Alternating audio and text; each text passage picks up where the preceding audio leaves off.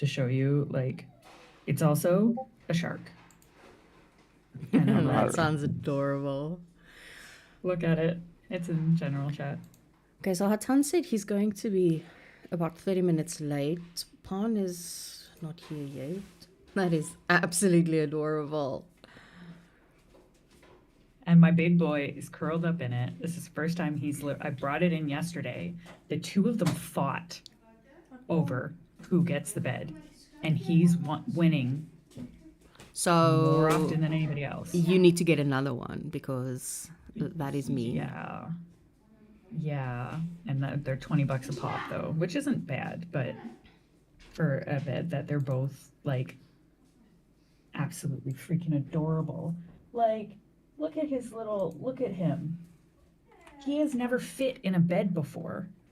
They're always too small for him.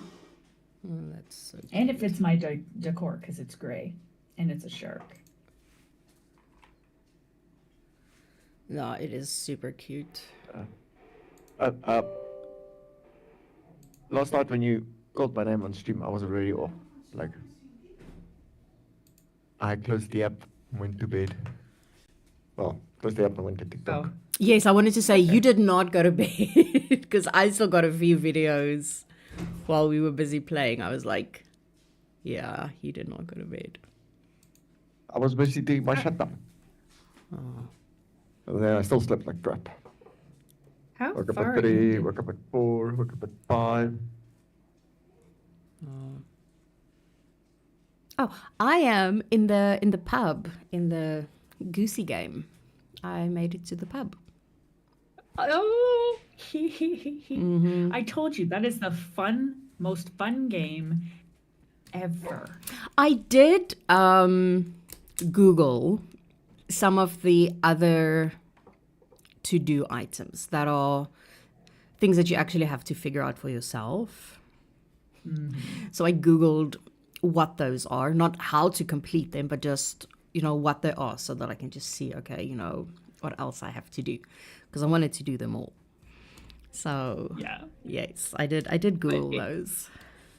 I told you though, being a goosey menace is the best. Dude, can you imagine playing that as two people? Oh my gosh, the chaos would be hilarious. Yes. Yes, it would. I actually have to close my door. My family's being super fucking loud. It would make me so freaking happy to play that with somebody else, but nobody in my time zone area has that game. Oh, it fucking sucks. Because like imagine leading people away while the other one does the thieveries. Oh, I know. I know. Guys, what you wanna try that on Saturday? I'm not gonna say no. I Yeah. definitely want to give it a shot. Give me 2 minutes. I just want to put my tiny human to bed.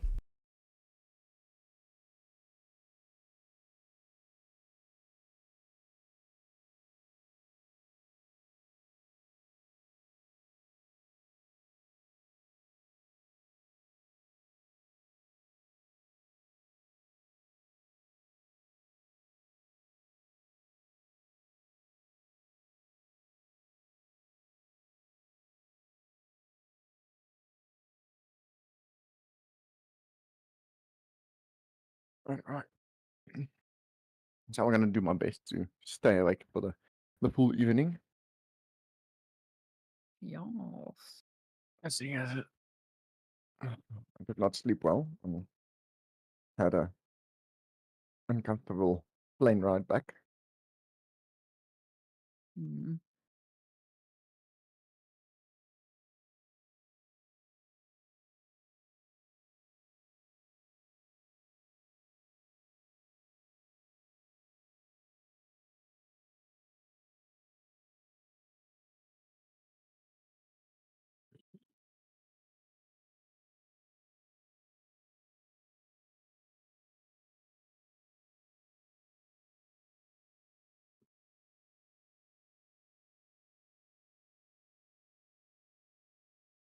Okay, I'm back. Okay, I don't think Pan is gonna join tonight, so yeah, let's get started.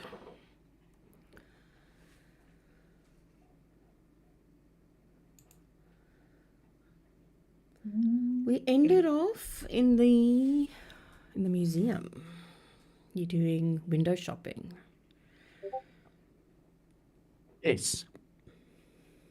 I had so many ideas. People I Hmm. wanted to torture verbally. Now they're not here. I'm here. Okay. Let's just see where you all were. Akasha, Atlas, you are by the dragon statue. I was like, Dante, what the fuck are you doing here? And then I remembered, so I just dragged in random fucking tokens. Hatan and Lando on that side. Georgina is by the dagger. And Pawn and Box are in the upper left bathroom. Yes. Okay, let's start with Georgina. What are you doing? Yeah, she's probably kind of mystified in the sense that she's got no idea how she's going to do this, or even they're going to do this. She's, just need more info. Guards everywhere.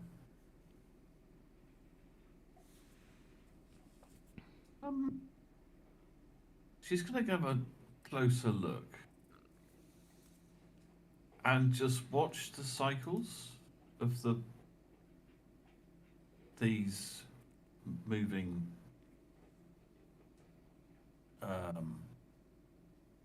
screens. Is there any kind of is there a pattern? Is it just a visual effect of the barriers, or is there gaps that these three layers have between them? Let me pull you over and then you can see exactly what it does. Yeah. So are these like the layers? Each of these boxes, where you've got it's going round and round. Where it's got no color, is there no force field there, or is that just a visual idea? Because half of or one side is protected. I hear what Do you you're know saying. what I'm talking Yes, about? let me quickly open up the actual map where I built it so I can have a, because I know what you're asking, but I honestly not 100% sure. So give me. Oh, doesn't run on cycles, with gaps in it. Yes, no, I know it is asking, but I don't know. So I actually have to get into the actual map so I can move around it for you so that you can see what it looks like. Okay, while I do that, while I wait for that to open, Akasha and Atlas, what are you doing? I can't remember what all we did last time. I know we were looking at the dragon. Akasha was explaining to Atlas what it looks like and how big it is. She was making a mental note to ask Pan if it's a friend of his. Yeah, so if she would say that there was a giant black dragon in front of him, he would just can he tell that there's well, divine sense is not a spell, so he would use divine sense just to see if there's a celestial fiend or undead. If that is almost like a petrified type creature. Okay. No, it's not. I'll still mark it off. That I've used it because he would have turned it on. Then he would Atlas would just. I don't know why Atlas is so far away from Akasha. A little closer. You're supposed to be his guide. yeah, he would just stick close with Akasha and just listen, kind of mapping it out in his brain where everything is so that he'll be able to return. Okay.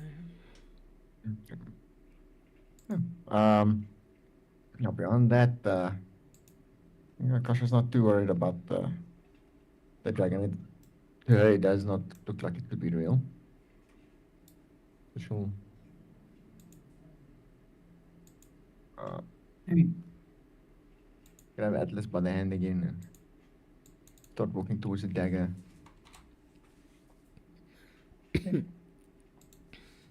With him. When they get here, she'll explain to him the room and the ball stuff. he would know them, would he not?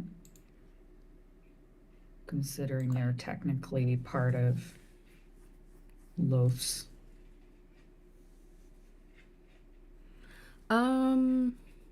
Give me history. Not history. Give me religion. Let's see what he can remember. Probably not. No, with a +1. Yeah, 13. I mean, he has an idea, who the Dark Three or the Date Three. He would know. He's definitely heard of him. How intricately, he can't really remember. But he definitely recognizes the names of the three of them. Because it's not just Ball, it's all three of them. So it's Ball, Bane, and Miracle that are there. And this is going to be a very gross question, but Atlas as Atlas is, he'd recognize he's walking on bone, right? It's not actually bone. It's more just to look like it. Okay. All right. Yeah, because that would have been really weird. Yeah. Yeah, so he'll like come around Akasha a little bit, still holding her hand. And just kind of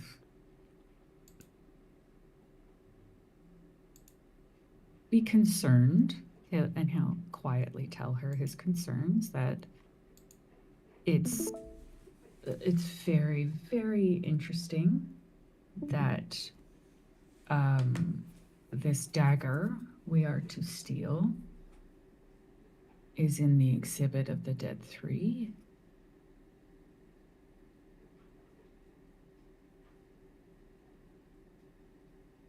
And he's not wholly against removing the dagger so someone else can't use it and putting it away. But, and he's saying this very quietly to her, because he doesn't want the guards to hear. It's very much very concerning. The dagger is in the exhibit of the Dead Three. Perhaps better to be in the hands of someone you trust than out there in the world, maybe.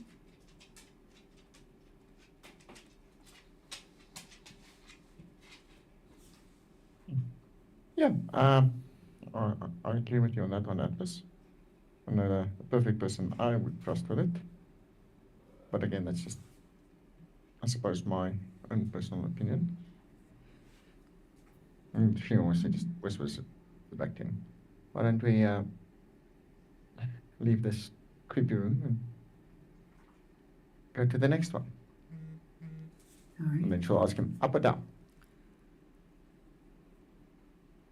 He would be so confused. He'll be like, And she'll start What? walking with him. Like, this way, silly.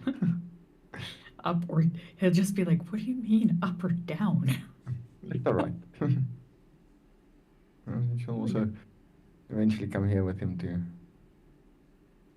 where the dagger is.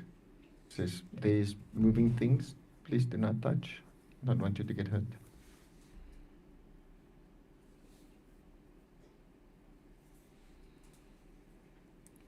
He'll.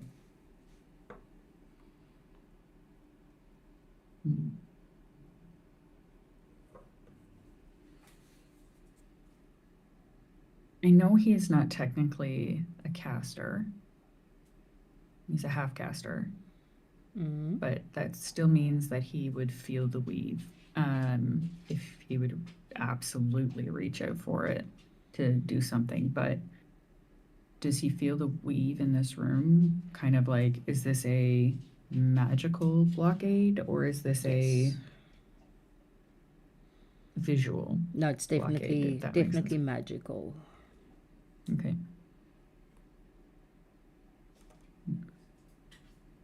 He'll just ask her, he'll be like, describe what it looks like. And she will describe it as it is, to the best of her capabilities. Okay. Obviously, to what we see.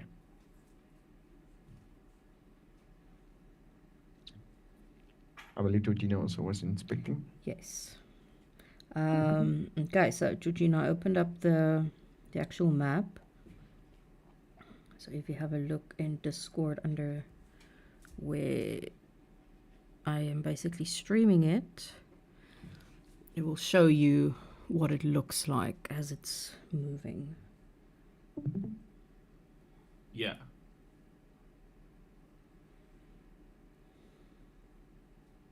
I assume that sort of answers your question.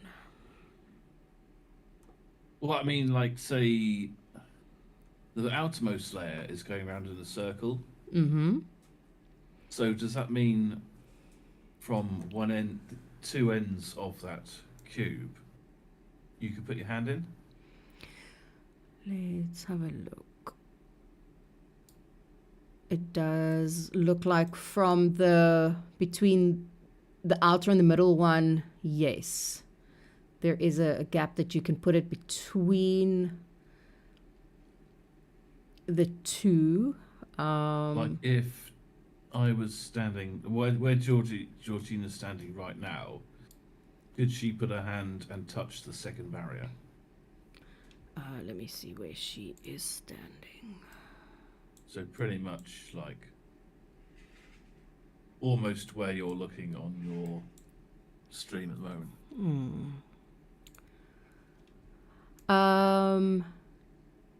Yes. Yes, she would be able to technically touch the second one. Okay, so it only goes round, only protects my thee. Yeah, she's just gonna watch the sequence for a while. Okay. And what's the sort of distance between each layer? Let's see. Maybe like 15 centimeters between the outer and the inner one. So I couldn't physically stand between each barrier? No, you won't be able to stand in between them, no. Okay, that's cool. Yeah, she's just gonna sort of like watch the cycle. Okay, just basically pretending that she's admiring the dagger, but watching the cycle, actually. Yeah, and possibly like reach out and touch the second barrier, see what happens. The moment that she reaches out, one of the guards will speak up and stop her from doing that. And he'll just say, no touching allowed. Oh, what's it like? Does it zap you? He just sort of like gives a shrug. I don't know, I've never touched it. I wouldn't recommend it. See. It's scooches back a bit and continues to look. And is also just going to have a look at the dagger.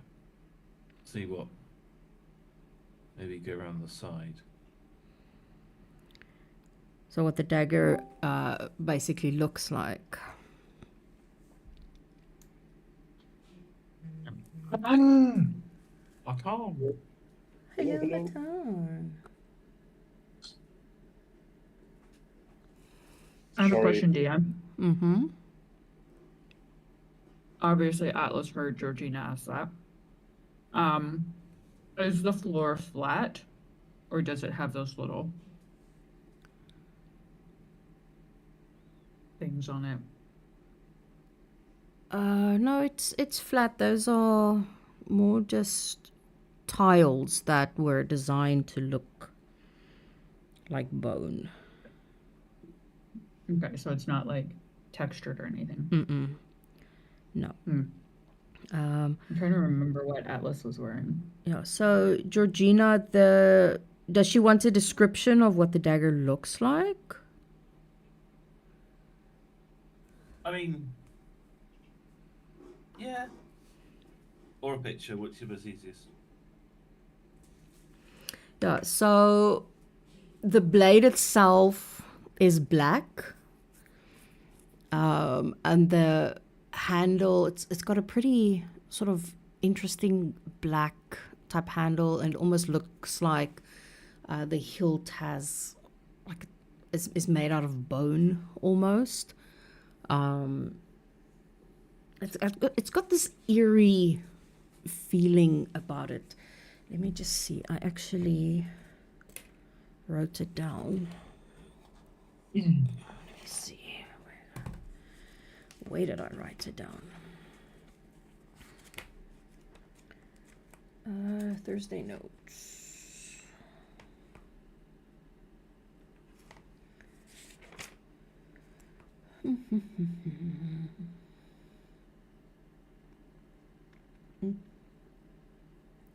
So there's a little plaque that you will see that just says Catastrophe, Dark Blade of the Ages.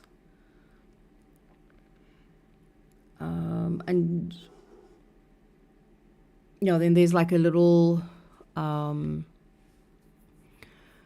bigger little section that has a very short description of the dagger itself.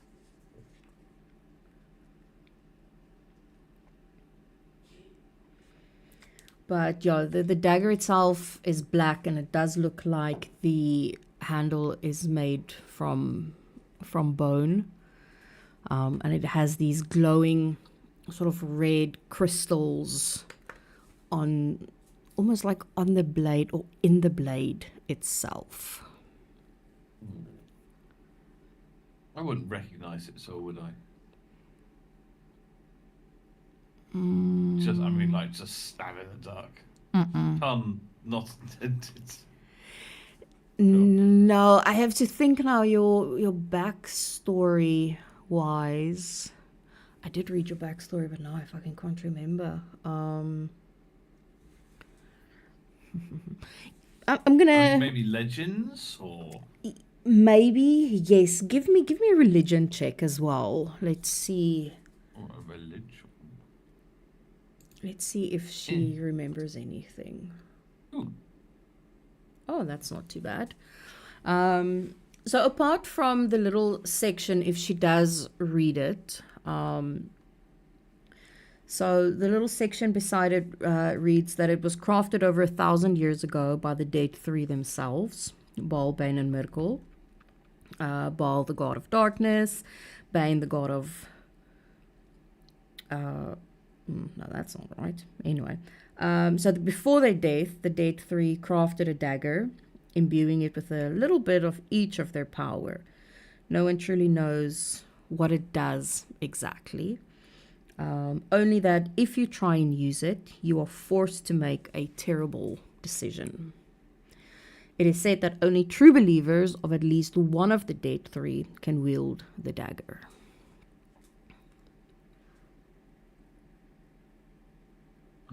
True believers. Yes, true believers. Then I saw her face. Stop it. Come on, Yeah, that was a good one. It was a good one. Yeah, good one.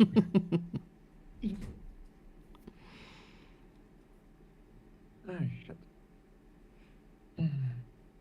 Well, Yeah, she's kind of got like. She has half a plan ish. So she's gonna probably sort of wander off, give the cashier a quick glance, but just carry on walking. And probably just gonna like go around the museum and kind of like just note where guards tend to stand,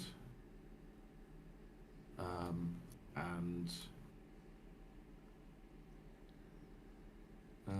just get a layout of the place. Okay. Create a visual map in her head, or a mental map in her head. Okay. Hatan, anything you and Lando are doing specifically? Yeah, we were looking to speak with, I believe, Anthony about a very rare item we recently acquired, and we would, namely I don't remember the name exactly, the dagger that we retrieved from Oh, the Dagger of Spells, yes. Yeah, the dagger of spells, and we wanted to use that as an excuse for him to sell us a little bit the security system of this museum, Okay. if he's interested in the dagger, of course. Okay, so I assume you tell that to him. Yeah, well, if you want, I can RP. Hatan would approach Anthony, and oh shit, there's the magic field, so he probably cannot cast minor image. He'll try anyway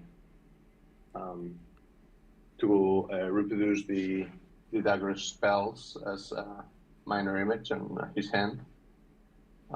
Does anything happen? It does flicker briefly before it sort of like fizzles out.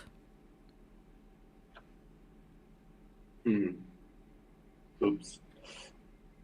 Well, Hatan will start. Mr. Anthony, I believe. Yes, that is me. What can I do for you? Yeah, we were sent here from the entrance.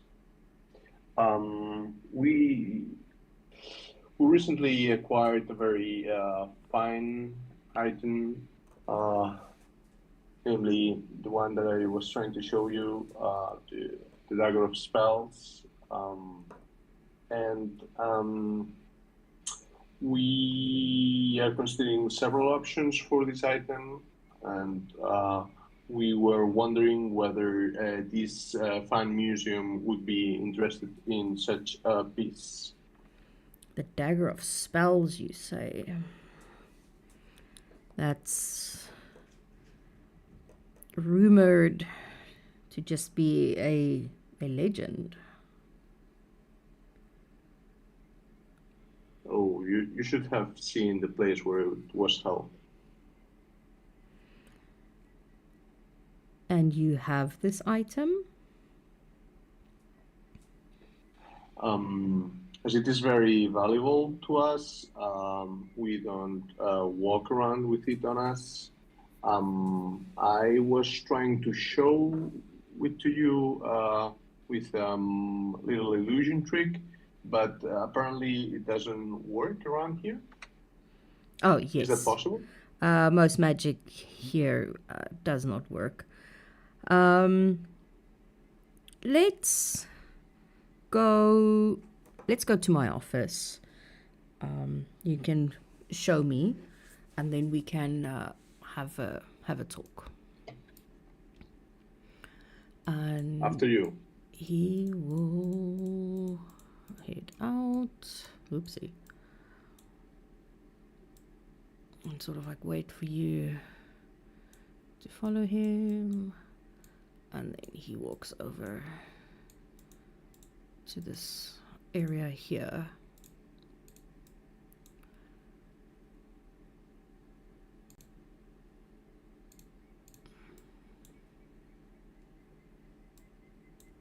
The guy has a guard inside his office. Yes.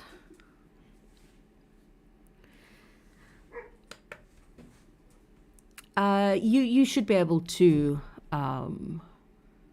show me now what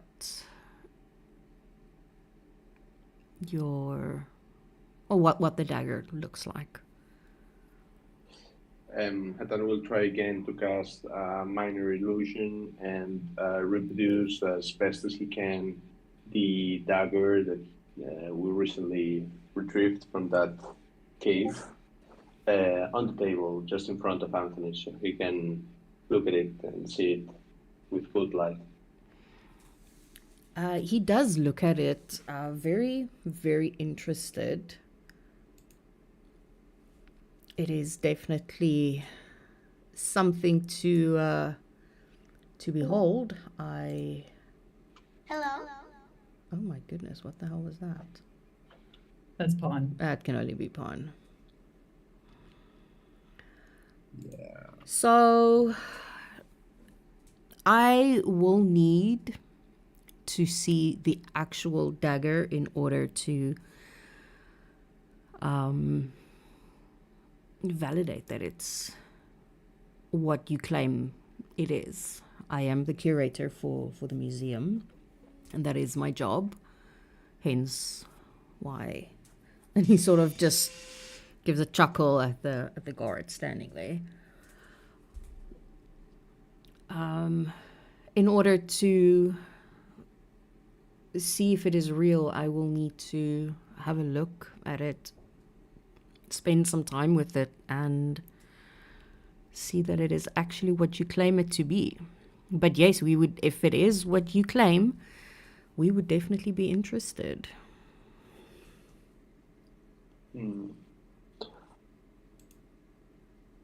That's I don't know if since Pan just joined, I don't know if Lando would have come with us if he wants to. I'm sure he would have. We were down there in the office with Anthony talking about the dagger. Gotcha.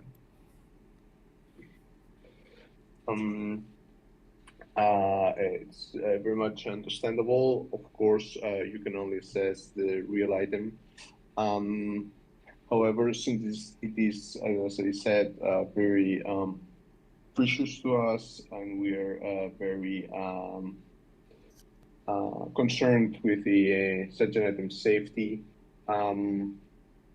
would you mind explain us which security would you provide for the item if we leave it with you? I can tell you that we have some of the best security in the museum. This specific item, I will not be keeping it in my office for obvious reasons. It will go down into the vault where any sort of like considers whether or not he should tell you. Where I can guarantee you the security down there is like nothing you have seen before.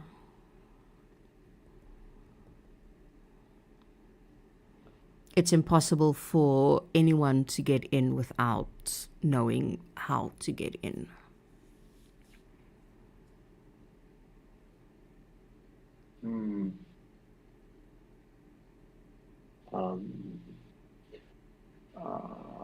I am glad to hear that you have good security measures for such valuable items.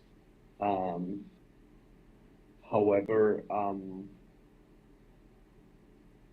I'm had some security problems in the past, and as you want to see the item, I would also be more comfortable if you could show me a little bit of the measures you can provide.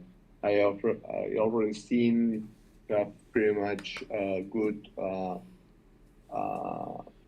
guard team, well located. However, that's sometimes not enough for these burglars to get in. Give me a Forgive persuasion me if roll. I'm. Let's see. On, we will need your help. He remains Oh. silent. Oh my goodness. Well, that's nice out with you. He looks Hatan sort of up and down, you know, taking in the clothing that he's wearing, his sort of like general overall appearance. And he just shakes his head. I'm sorry, but I cannot take the risk. He's trying to be subtle about it, that he's, you know, very much harshly judging Hatan based on how he's dressed. But I'm sorry, I cannot divulge that information to you. Hatan won't look offended. Quite the contrary, he would try to nod and say that talks very well about the level of security you have here. I understand.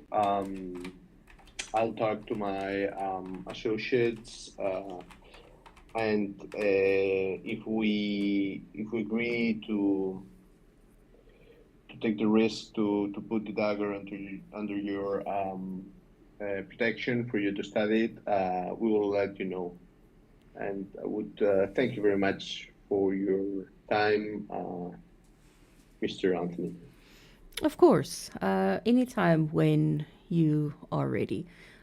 Just keep in mind, this is something we will buy the dagger from you if it turns out to be the real thing. Mm-hmm. And he takes out a little piece of paper and he writes on it and he hands it over to Hatan. If it is the real artifact, and it is something that we can add to our Date 3 collection, this is what we would be willing to pay for it. Maybe it'll be €6. I'm just gonna take the paper and try to look at it softly, without trying not to show any reaction when reading it. He wrote down 100,000 gold pieces. Nathan will fold it quietly, put it into one of his pockets, and nod. I will let my associates know of your tentative offer if the item is would be granted your approval. He gives a After nod. inspection. I really do hope I hear from you soon. I would love to have a look at the artifacts, and if it's something we can add to our collection, it would be quite something. Indeed. You have an already impressive collection I believe such an item would make amazing addition, of course. Oh, for sure. And have a little turn to the door and leave this uncomfortable situation. Okay.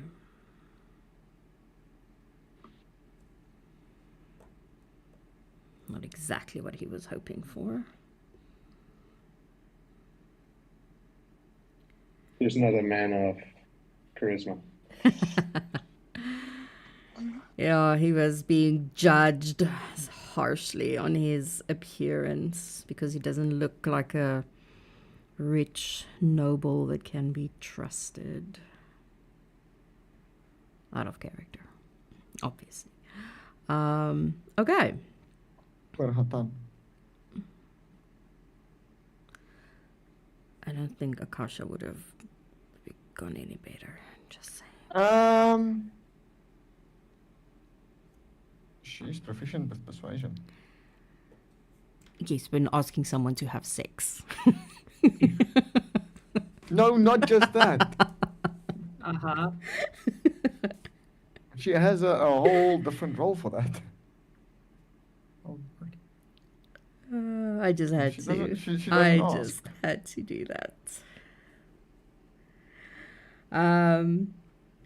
Okay, Georgina. What is she doing? I like this.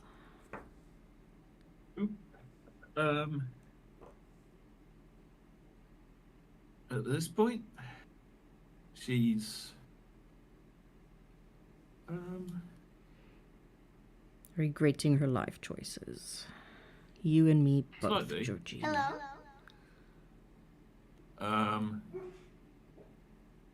these figures of in this room, these statues. Where is Georgina? There we go. Those are, I can tell you that those are just fancy statues. Nothing specific about them. Mainly How because I didn't realistic write are they? anything about them. Okay, fair enough. She'll just have a look. At this point, she's got really nothing to offer Okay. until the rest are done. So she's just going to continue just scouting. Be on Okay. the lookout for any runes, any sort of obviously magical. So she would see the runes on all the sort of arches. And because she's seen some of them, she noticed that every now and then they're a little bit different as she moves through the museum. It's like every area has an almost different effect. Oh, so if I look at this arch, would it have the same as this one over here? As the one right across from it, where the sort of gold items and thingies are. Over there. Oh, by the ball section. No, they're different. Okay. Stop it. She'll keep on wandering and just see which sets of runes or magical bits and bobs match with which and how many different sets there are. So there are two different sets that she's seen. The two that matches would be the one that she's standing at now, as well as the one in the date 3 section. And the same ones would be in the Amunket section and the one right at the top with where the mayor statue is. So Where the ones here and here are the same? yes. And the ones, what about the ones at the entrance here and here? So let me mark them for you. Let's do this. So these one, ooh, that is that's beautiful. So these ones that are all pink are the same.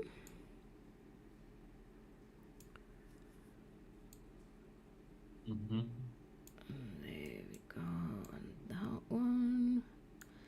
And then, oopsie, let's do a light blue because why not? And then this one. And this one. And there's supposed to be an arch here. And this one are the same.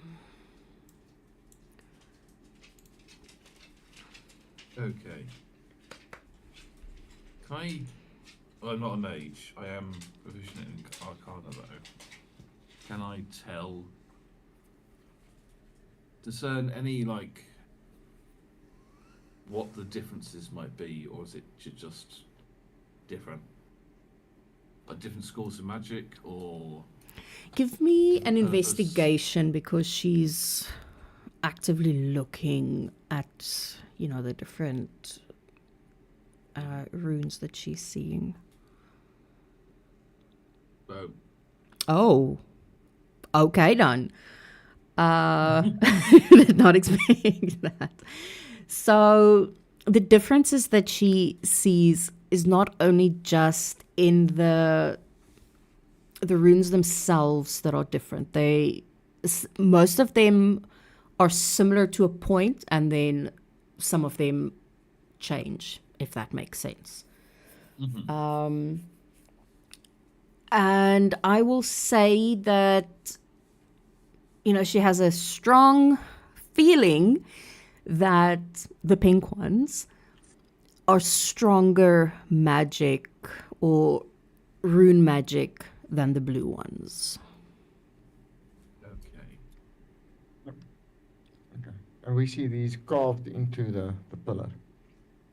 Not just the pillar, sort of the pillar right across over the arch, both sides. So it's like on the whole arch on both sides, basically.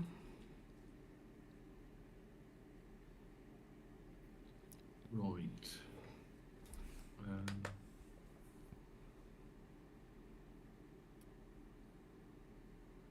And the main entrance.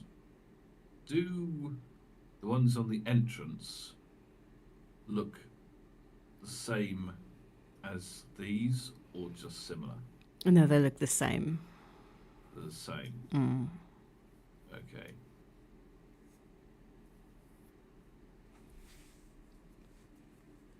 And you think?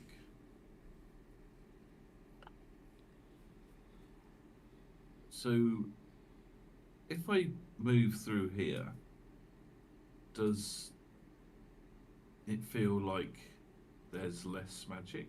Yes. It almost feels like there's nothing.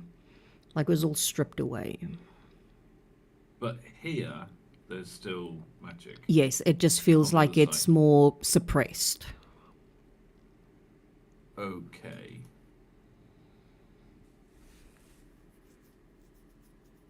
And if she were to go here, is there still magic? Still magic, just same thing, suppressed.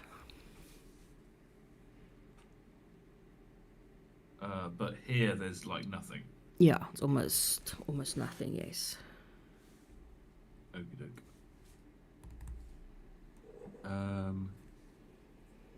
Okay, cool. If anyone else wants, I shall do some brain racking. Okay. Akasha. Oh. She obviously would have continued playing the Atlas a little bit, and then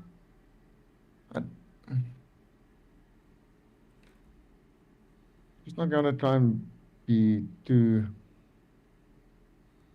conspicuous, you know, like have people think that she's casing out the trenches. She'll move along with the Atlas downward, and then take him to the statues here and explain to him what's happening. He'll follow. Okay, so they're not doing anything specific. Well, most of the stuff I believe has already been covered, and like Akasha would have just been. She would not be trying to draw too much attention, seeing as she's trying to explain to Atlas already like what's going on. So she would have explained to him what the fields look like and how beautiful it looks while it's moving, and what the dagger actually looks like, Okay. but not trying to draw too much attention. Okay. Pawn and Vox doing anything specific or not really? Taking a poo. Vox really needs to use the restroom. Listen. I'm just No. hanging out with Vox. I think with all the cheese that Vox has been eating, he's not gonna poop for the next 5 years. So, But he was sounding a bit lactose to me. Yeah. I'm gonna pull a stupid. He's a toddler who hates on toddlers. He's gonna like whip open the door, close his eyes, and run as fast as he can towards the dagger. He wants to know what happens when he hits that force field. oh, That's so crazy because I was trying to figure out a way to hit the force field too, and I didn't know if we were gonna do that or not. oh shit. I was thinking to figure out a way that like Pawn could fake trip over Vox and like send something. Whatever. Okay. That's funny. So as like, Voxy let's does not that and he trouble. runs towards the force field, give me a Constitution saving throw. first, because the guard is going to try and tackle him. So yours is acrobatics against his athletics because he's going to try and grapple you. Oh. Okay. When will they fix Can I also this die? quote unquote try to go like get Vox away, but then accidentally hit the guard? Sure, I'll then make it him with disadvantage. So Yeah, okay. acrobatics. Yes, you do acrobatics, and he's going to do athletics with disadvantage then. I got a 20. I rolled a...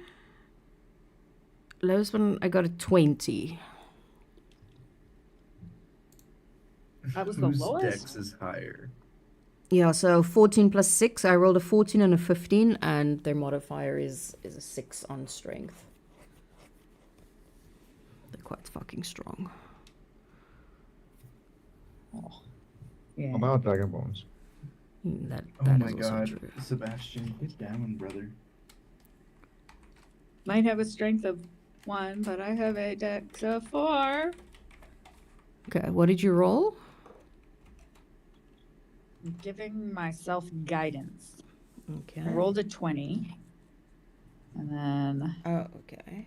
So they are Oh. matched. 23.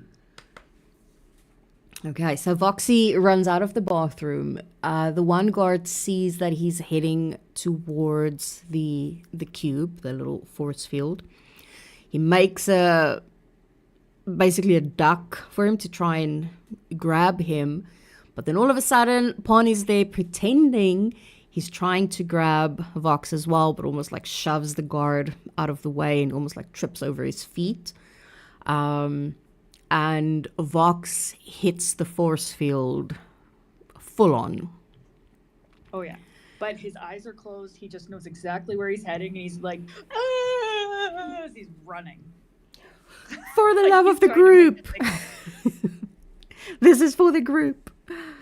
like- So as he hits it, immediately he is propelled almost backwards and he hits the wall on the other side, basically, where the other guy is standing. So he's flung back the entire way. Watch me now fucking kill Vox. I know. He's actually... He's sturdy for an artificer. And he will say Oof. God. 63 force damage as he hits the wall. I'm still good, guys. I'm okay. Yeah, he's getting up out of 63 out of his 67 hit points, going, I'm okay. What hit? He's being the toddler, so he's like, he hits the wall really hard on his back, and like, you can almost hear the as he's going down the wall, and he's just like,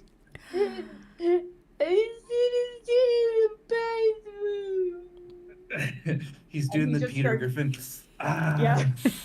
And And he just literally, this isn't even acting. He just starts crying, and it's loud, sobbing, draconic cries. There's a alarm that starts going off. my baby boy. Paul's gonna go over and just start. Why do you do that? The guards will, One of his yeah, all the wings guards and the wrong or in the room, they sort of like start approaching Pawn and Vox at the same time, sort of, you know, making sure, you know, what happened. And but they do look quite pissed off with the whole situation. And they sort of just stare at Pawn for a second. Sort of like just shake their head like, what's the meaning of this? He's a kid. He's a child. He's just a little baby boy. You know not what he does. We think that you should probably leave. We will leave this room immediately. Come on, Vox. Just grab his tail and drag him out. Bloodstained. He's gonna drop the crying act as soon as he knows that they're not there and just start dragging him through. You know, everybody else would also hear the alarm that's busy going off. All the Dragonborn guards, they do basically start standing at more like attention, getting ready. Give me... You are the... Georgina, you can see them. Lando, you can also see them. You can all give me a perception check, because you are all within sort of Oh my god. visible... Oh, what the fuck? What is happening? Oh my goodness, I'm so glad you're not fucking in combat today. You would have annihilated something. Jesus Christ. I got a 10. Yeah, Pan is more So they're all concerned about Vox than he lets on. Not really paying attention to the guards. Akasha, I don't know. Her was boobs looking are, for a ring. No. well, or her boobs are in the way. So I'll go with Georgina, the second option. Atlas is completely lost if there is an alarm going off. Not only can he not hear, he can't see. So Yeah, he's I used all my good rolls yesterday. Akash is just telling Atlas, don't worry, somebody called the Weeboos. so Georgina, you would immediately see the guards sort of stand ready. You know, their hands go to their swords. Hearing the alarm go off, Hatan, you would see the same thing. I just saw your roll come through. You see the guards stand at the ready, hands to their swords, and after like 5 or 10 seconds, they will all relax slightly, and then they just resume their normal positions. Is the alarm still going off when they relax? For a second or two, yes, and then it does stop. Do I get the impression that they got signalled that everything was okay before the alarm went off? Yes, I will. With that, with that, yes, I will say definitely. Okay. Yeah. Okie doke.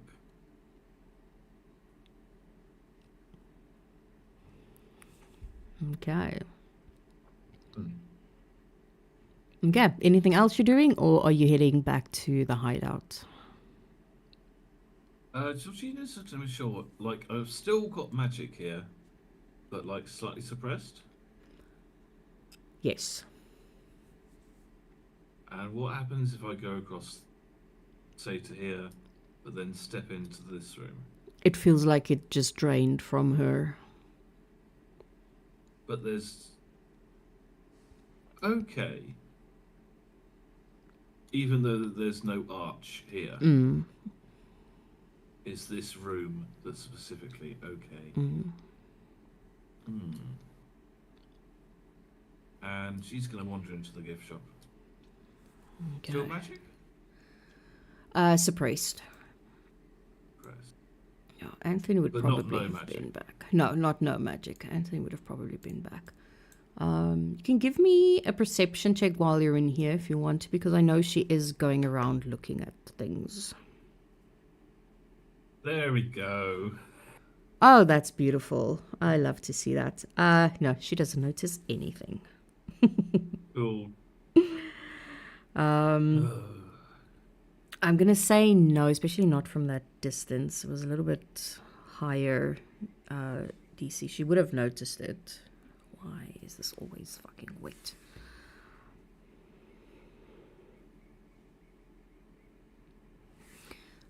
And Is basically, Lando there or is he somewhere else? say again.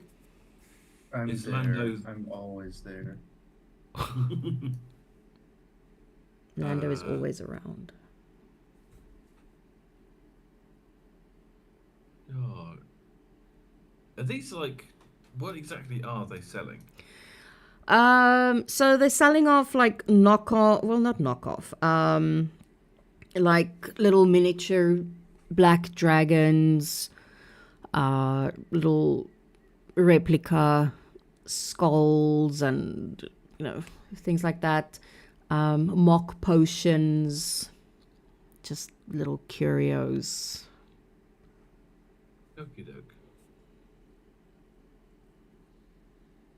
Yeah, I don't know what else to see here. So... She'll probably... Yeah, just start walking out. Okay.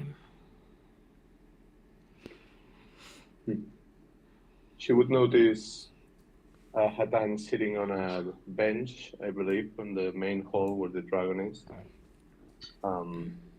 He has taken out his diary and the pencil, and on one sheet he has some sketch of the dragon, and on the next sheet he has started drawing a little bit of a map of the building with us the doors, different rooms, and taking some notes about, for instance, the office he has been to where magic wasn't suppressed, and so on. Okay. Interesting. Okay. Akasha and Atlas. Oh, they also would have been making their way back to the entrance after she explained all the statues. Okay. And then she would take a final look at all the pretty little things around her and said, Atlas, is there anything you would like to hear again? He's going to like squeeze her hand a little bit and be like, my ears are still ringing from the alarm. This is really loud. You want me to guess it better? No. Asking for a friend. No, she's asking for herself. Stop lying. He is the friend, damn it. Yeah. He's gonna be like so confused. He'd be like, wait, what?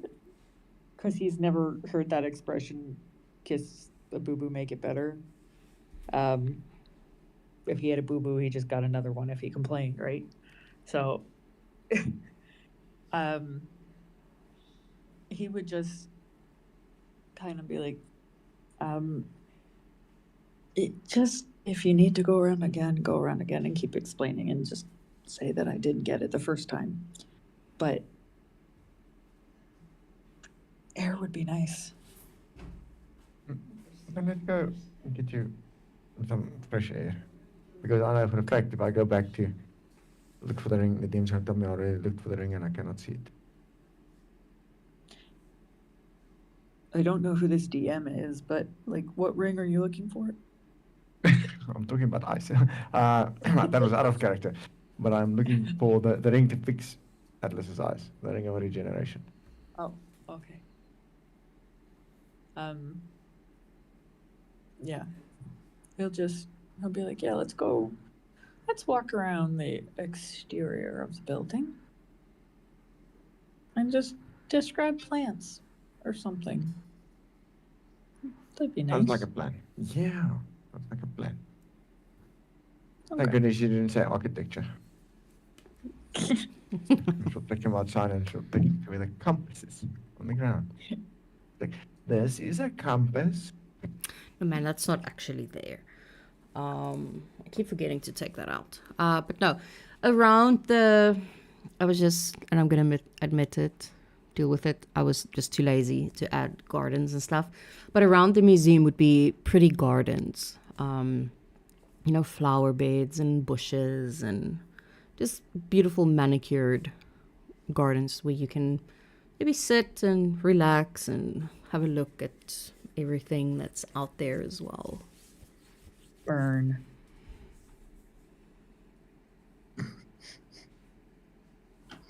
And sit and look.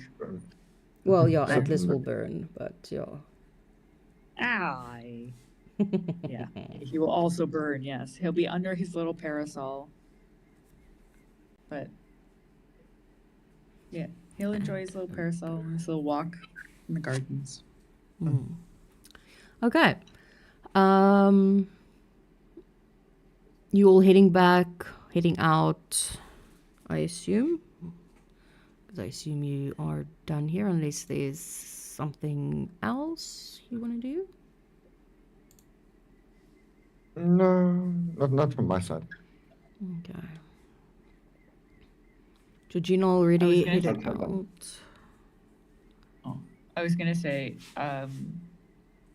Fox will need to pick up a potion of healing, but that bitch has so many of them, he'll be fine. Okay.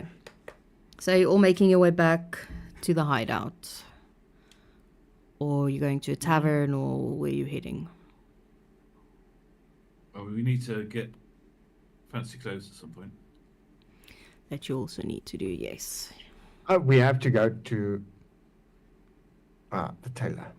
We have an appointment there. I remember that part. Yes, you Fox is gonna bleed all over his new clothes. do. So that's not actually really something we need to super RP unless there's something someone specifically wants to do. But when you do arrive at the tailor, he will take your measurements. If you have a design in mind, he will ask your opinion. And if you want to draw him a quick little sketch or have a look at some of the gowns he already has available, things like that. And he will remind everybody, just remember it is black tie, so you need to dress appropriately. Evening gowns for the ladies and tuxes for the men. And then he quickly looks over at Vox, but I have been instructed that you will only be wearing a jacket. Yep. Maybe a bow tie. I'm sure. And then he smiles and there's blood all in his teeth. He's not even going to ask. He does not want to know. So yes, unless there is something specifically that you want to do at the tailor, then you can. But that's also sort of a what do you call it? My brain's broken today. My brain's broken. A heads up if you would like, to make a token with some fancy clothing for your Like upcoming. what I did last week. Something like that, yes. So if you want to, it's obviously not, you don't have to. It's just sometimes fun. And I always like doing it. Okay. Anything else you want to do after the tailor? I guess I will look to the guy and just want to go back to the hideout and actually talk.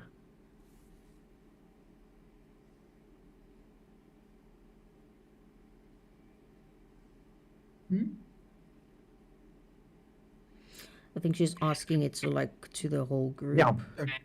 Akashi Sure. wants to debrief. Make a plan. Let's go back to the hideout and debrief. Okay. Let me pull you over. I must build a new map. I just haven't had the time yet for this one. At this point, don't even worry about it. All of them are the same. They're just different places.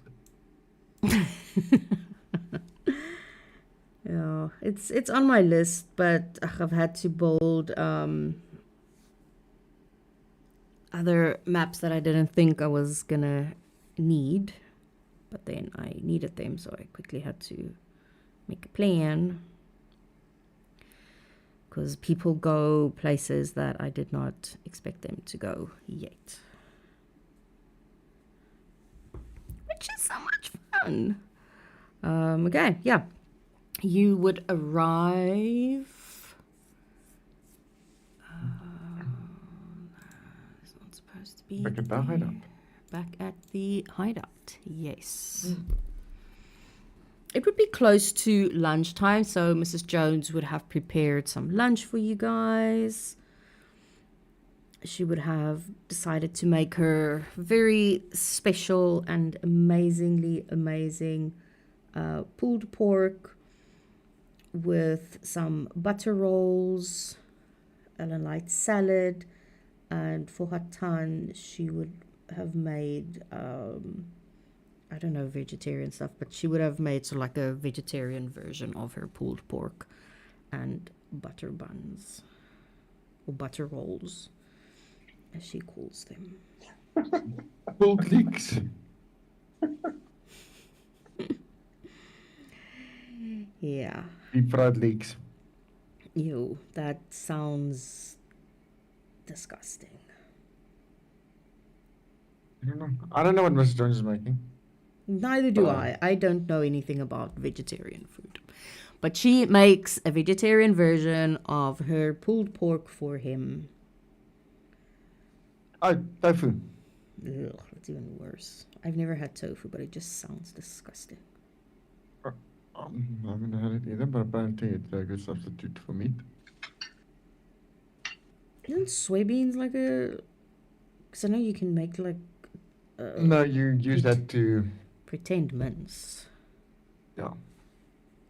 Oh, well, she probably used something like that. But anyway, yes, it's... Okay. So who all is there? Is Marcus there as well when we return? He would be in his office.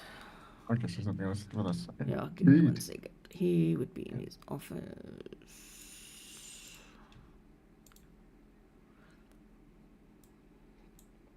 Oh, so Mrs. Hatan, what the... Mrs. Hadan. Shit. Poor guy. No, I wanted to say Mrs. Jones, but I was looking at Hatan's token, and I was like, Mrs. Hatan. No, Mrs. I Jones. had no intention to marry her. We're just friends. Oh, that was so fucking random. Yeah, so Mrs. Jones would serve you some lunch and something to drink. And then she disappears off into the kitchen as usual. Yeah, Hatan would notice that Lyra is not around. Yeah, the goons are up and about. They're doing the thing, having some lunch as well. Not really paying much attention to the rest of the group.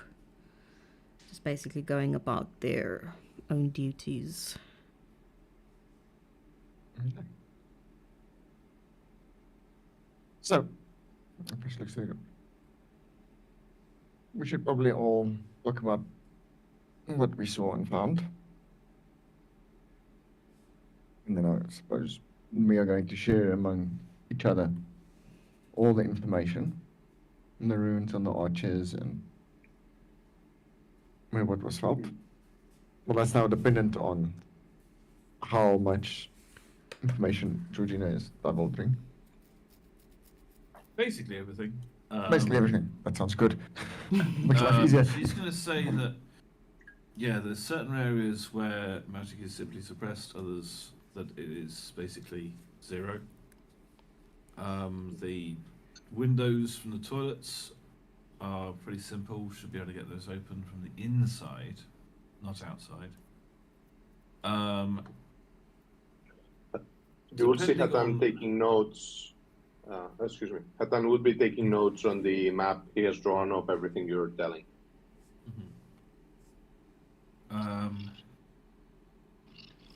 And I would.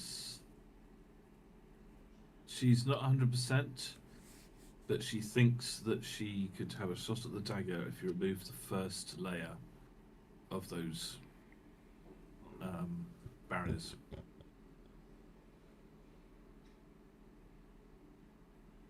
Okay. But, I'm not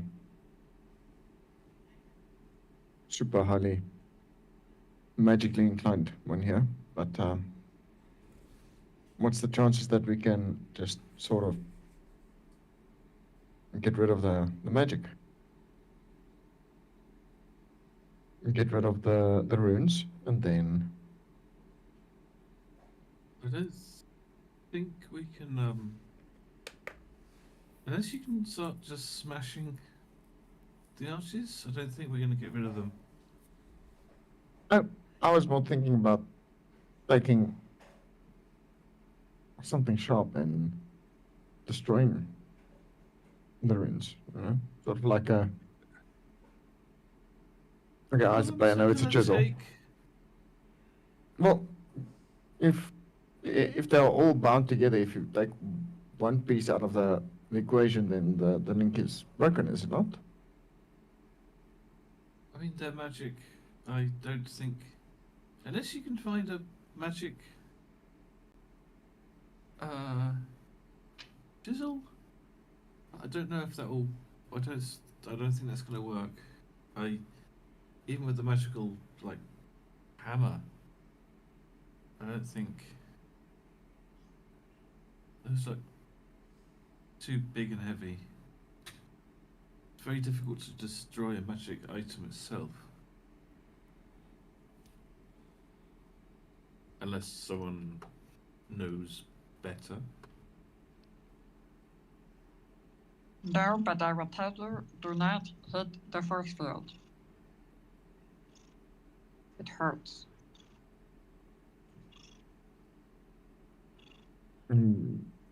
Why did you hit it? See Science. what happened. Super important to figure out what happens, right?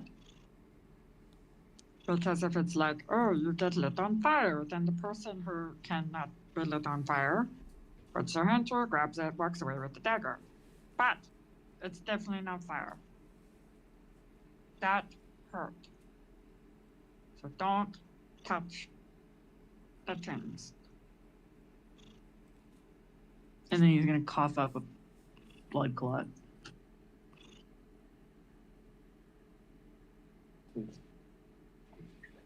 Hatan would stop taking notes for a second and just talk to the group and provide the information he got. He would point to the Anthony's office to tell them that magic is absolutely not suppressed in that room. He will tell them that there's a vault beneath the main floor where the priciest items uh, might be stored, probably with a high level of security, according um, to Anthony. He will also take out the paper with the 100 gold pieces written on it, and he will chuckle and say, "And I even got an offer for the dagger we retrieved from that bloody cave." Casa just sort of looks at it and she's like, I don't think Olivia's gonna sell it.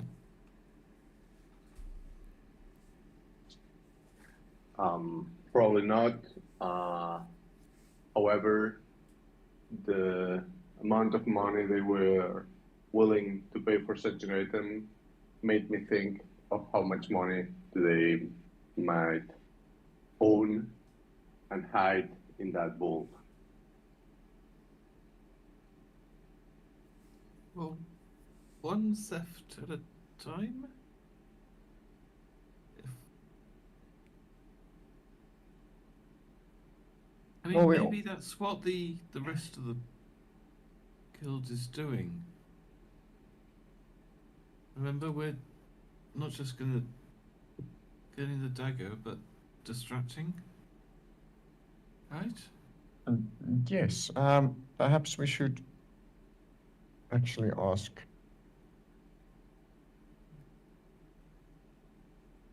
Marcus. Sorry, yeah, maybe we should just actually ask Marcus.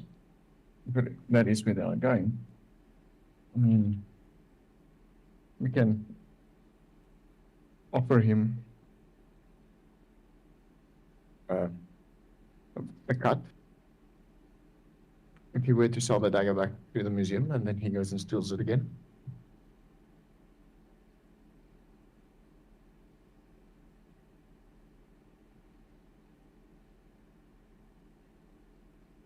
But we'll have to get past Olivia and selling it first.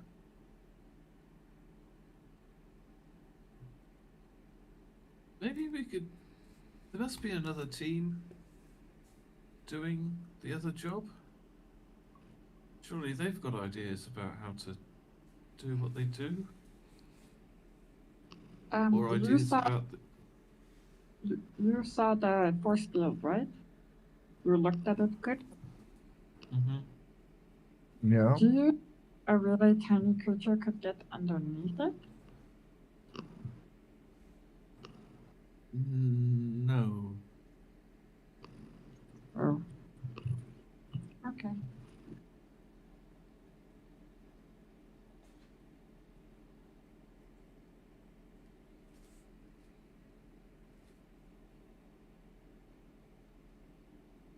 Well, do you guys want to check in with Marcus or see anything, or?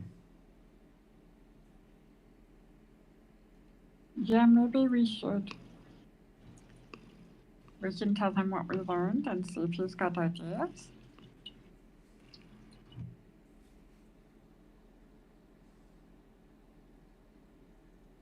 Honestly, the escape route looks pretty. It's maybe too easy. I don't know. But it's that barrier. That's the biggest thing. If we can't do anything about that, then the whole thing's pointless.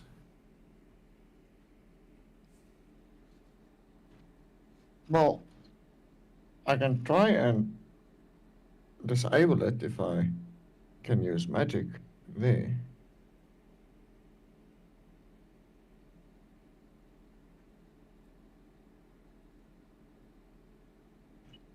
But would disabling it set off the alarm? No idea. I mean,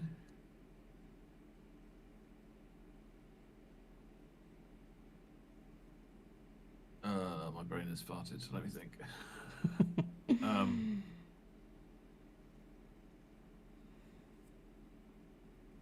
What about things like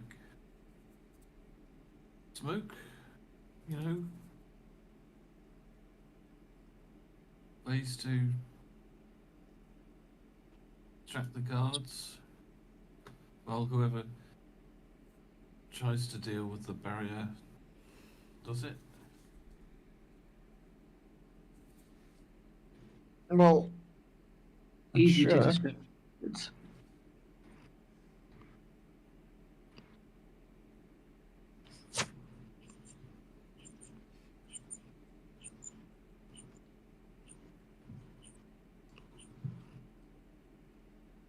There was a bit of overlapping there for a second. I'm not sure who spoke.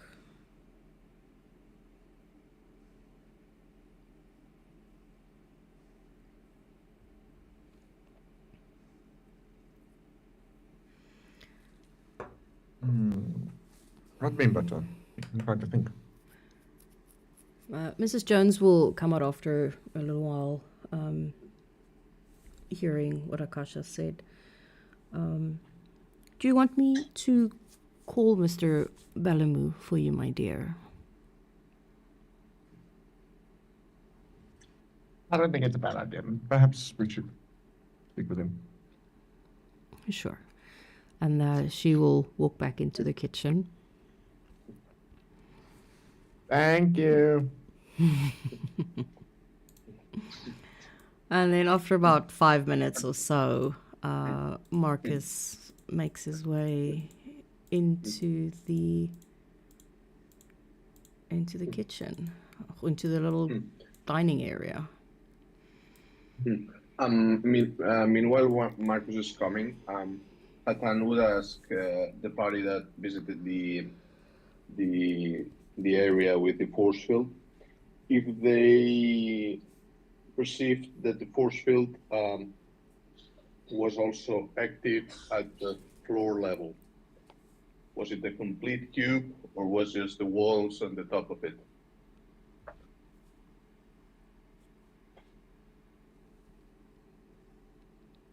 Did I explain myself? If you look at the stream that Ice is showing, Oh yeah, that's still going.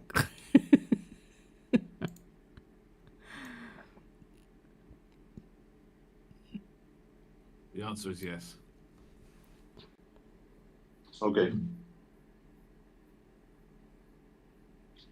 Kasha looks at the box and is like, box?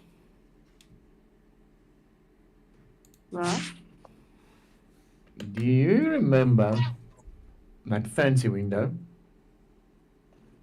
you had? A fancy window. Yes. Do you have any more? No, but I have a pit. You have a, sorry, a what? A pit.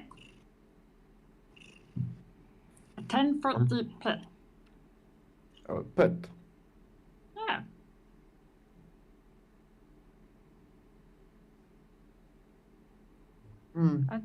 I could like rip that off and throw it underneath, and then there's the 10-foot pit, and then the dagger falls in the pit. But if the force field is centered on the dagger, the force field goes into the pit too, so it doesn't really save anything.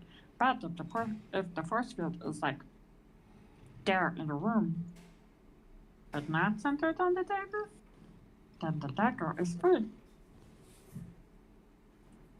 into the pit. Unless there's, then again, if there's a vault downstairs, it might just be falling right into the vault, which is like not what we want to do either.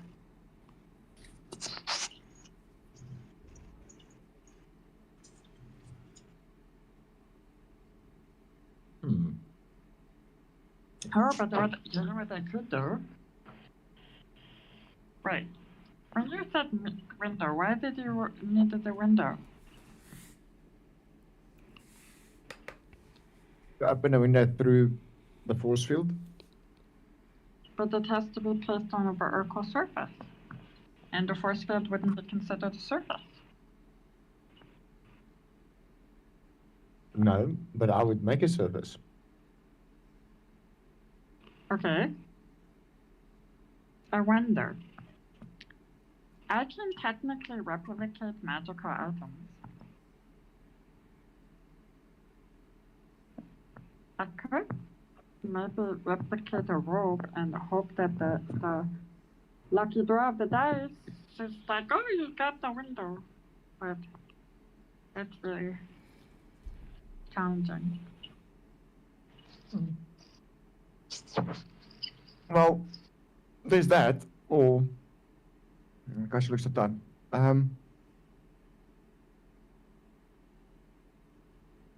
Do you think you would be able to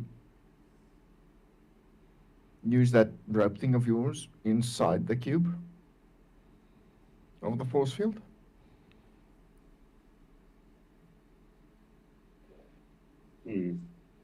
Sorry, did you ask Hatan? Yes, Hatan. Yeah. Oh, yeah, sorry, I didn't get it well. The rope trick, well, it's a spell.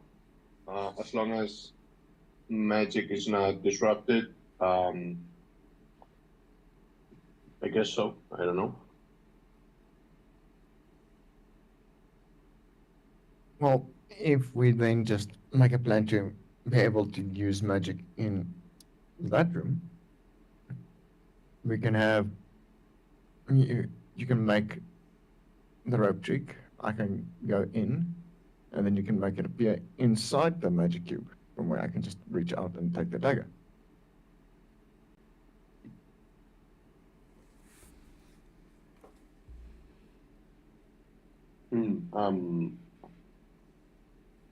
I might need some more explanation. He will hand you a piece of paper and a pencil for you to draw.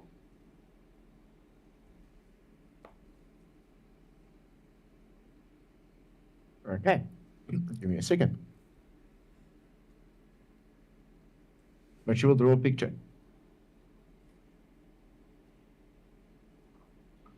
This is gonna look professional. No, you're gonna roll a performance for that. See how well she draws whatever she's trying to draw. Yeah, I'm already trying to draw this in paint. I mean, come on. I can imagine when Akasha is drawing. Nudes of Marcus and Halivir? Naturally.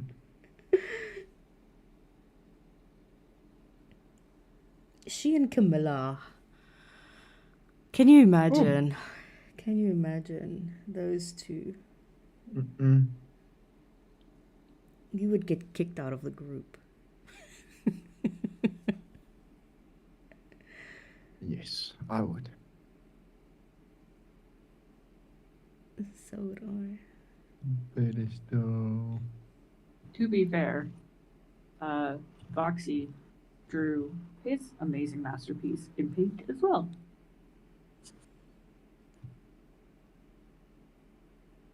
Nice. Dagger. And then.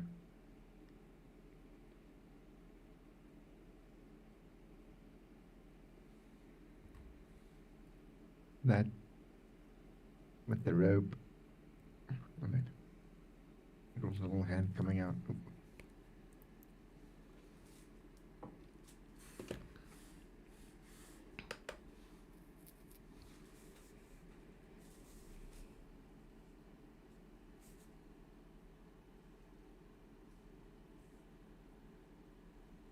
Where do I post this? In general chat. No, just post it in general. It's fine.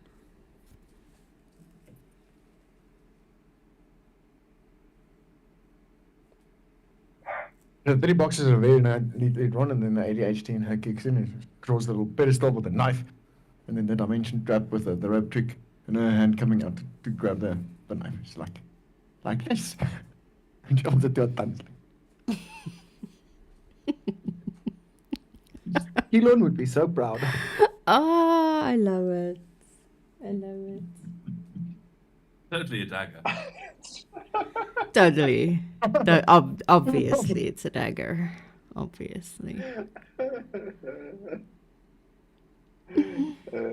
thought it was just a guess of falling from the I'll give you sky, like- inspiration for that. That's inspiration worthy. For me or for her? Yeah, good question. Who's getting the inspiration? Both of you.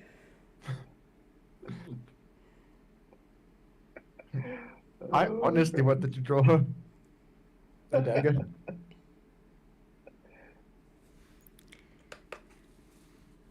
Okay, now seriously, Hatan looks at your picture. He won't make any comment on that. Just ask. And but this, I understand these colored squares are the force field. Yes. And how do we get inside the force field? Can't you just cast the rope trick inside the force field? I need the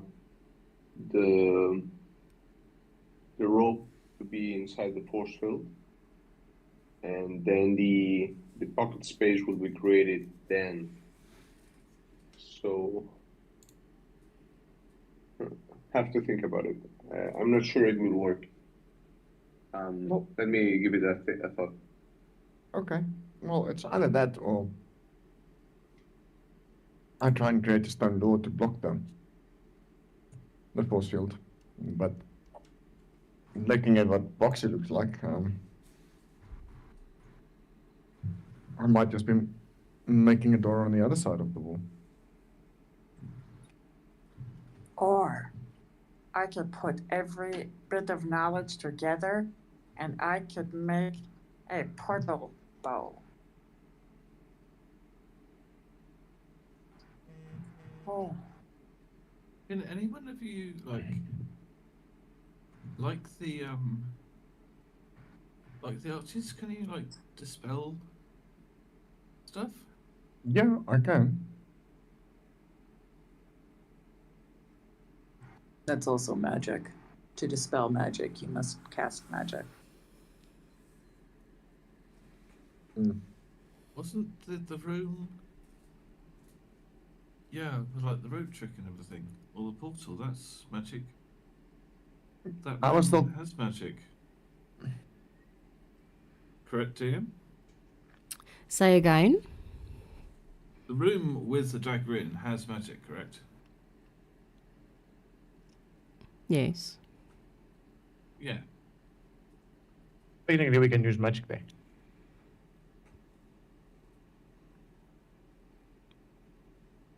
You don't know.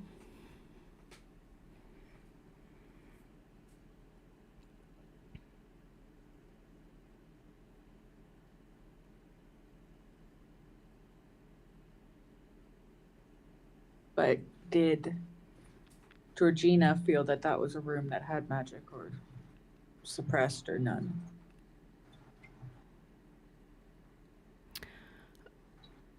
She would have felt, for her, it almost felt like it was draining her magic, as well as as it would have been in the other rooms. Repressed or no magic? Draining. Yeah, no magic. It felt like it drained her magic. So no yeah. magic. So we can't cast spells in the dagger room. Okay, No. cool. So that means the rope trick's out as well.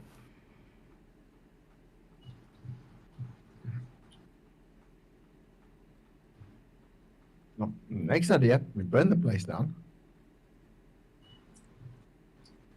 That is a fantastic idea. Love it. Or there's somewhere that controls the force field. I mean, unless it's there permanently, they need to turn it off. Maybe Alistair's room? Or was it Alistair? I can't remember.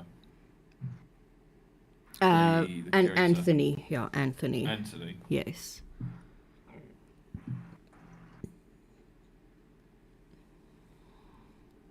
in his Well, office. Maybe. Okay, so listen, I'm clearly the smartest one here. So we'll make me really tiny. I'll go into the curator's office and I'll just press all the buttons. Something's gonna happen. Are there any buttons though? I was just. Hatan, did you see anything?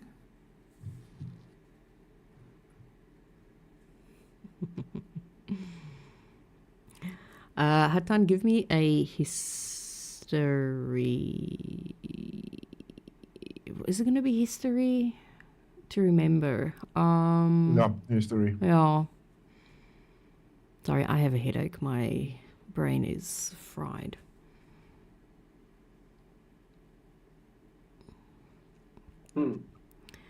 He's not 100% sure. I mean, he wasn't really looking, per se, around the office.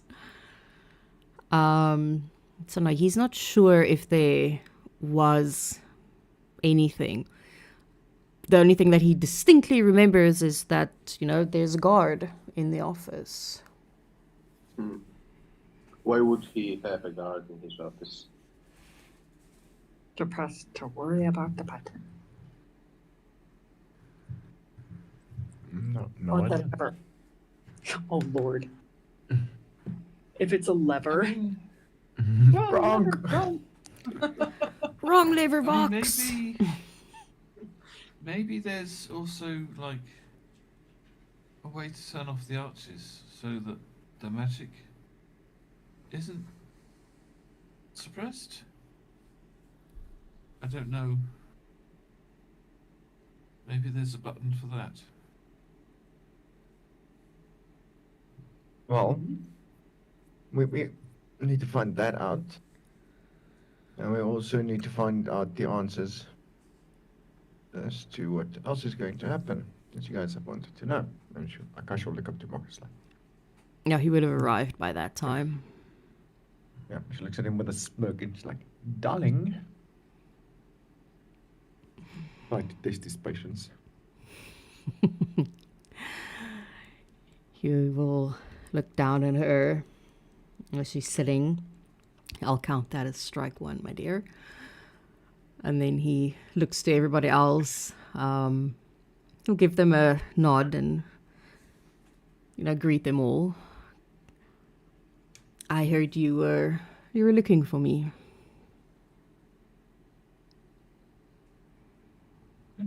She gives a nod. She's like, yeah. So we have some questions, if you don't mind. Not at all. Good. Are you going into the basement? The museum?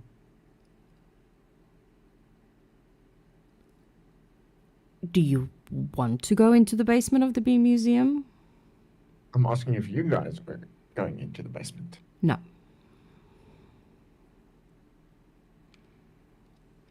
Do you want to? Because apparently it sounds like the curator is willing to buy the dagger that we got Olivia. Or quite a little bit of money. But I would want to keep it in there. Could be your ticket to the vault. He will cross his arms sort of like across his chest. Well, that would make sense as he would need to make sure it's legit.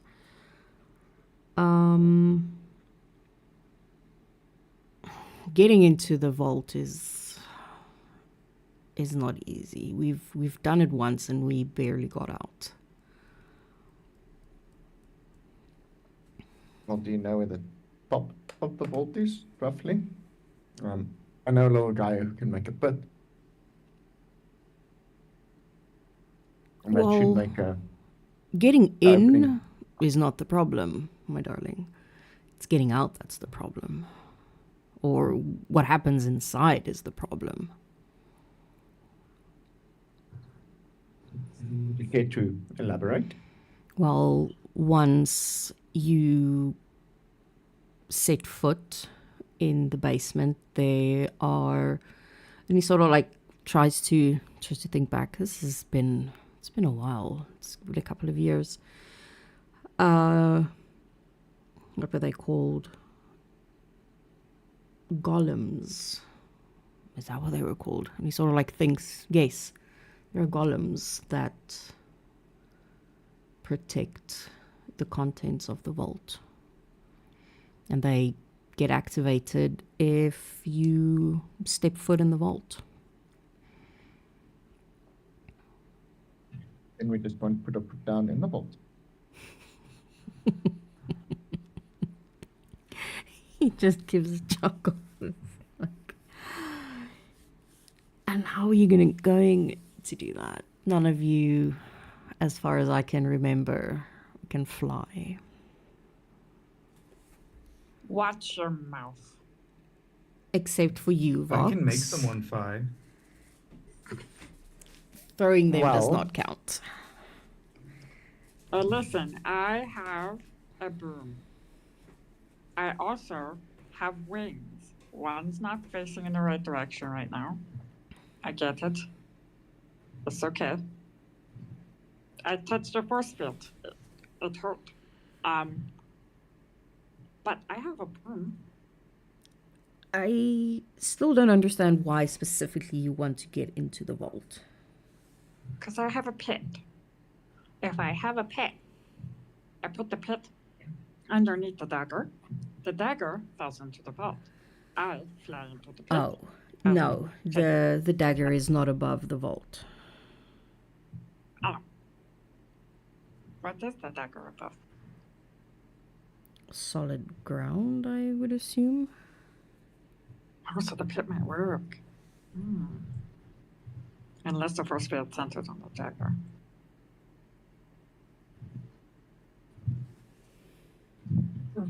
Well, there's that, and also, she looks up to Marcus. The ring I'm looking for, I'm not certain if I might have just overlooked it, but I did not see it.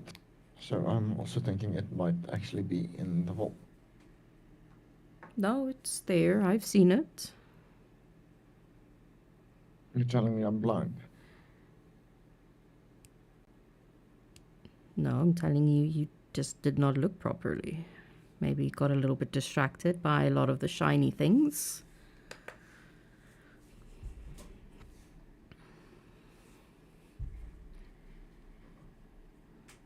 But I know for a Have you fact got that they anyone's- have one. Maybe Anthony was wearing it? I don't know. Did you look at people's hands? No. I was trying to explain to Atlas everything I was seeing. Anyway, the barrier is the biggest problem. I don't know what you guys know about the archways or barrier, how they're turned off or on. I believe it is called rune magic, Georgina. Yeah, but like, if Marcus or one of the people here already know how I mean, are they just all on all the time? Can they be turned off? If there's no magic in the dagger room, then how is there a force field around it? That is a good question. He sort of just like shrugs. I was not the one last time that deactivated a lot of the things. Halavir did a lot of the work. Okay, so need to talk to her because unless we can get the barrier down, there's basically no way we can do the job. Let me ask Mrs. Jones if she's awake. I know she was sleeping earlier. If she's awake, I'll have Mrs. Jones ask her to meet with you here. He sort of says like with a lot of trepidation. And some tea. It's not a bad idea. That is not an idea, it's a must. And then he looks at Mrs. Jones, who sort of appeared in the doorway, and she just gives a nod. She stays quiet for a couple of seconds. She's awake, yes. She'll be here soon. I'll make sure some tea is ready.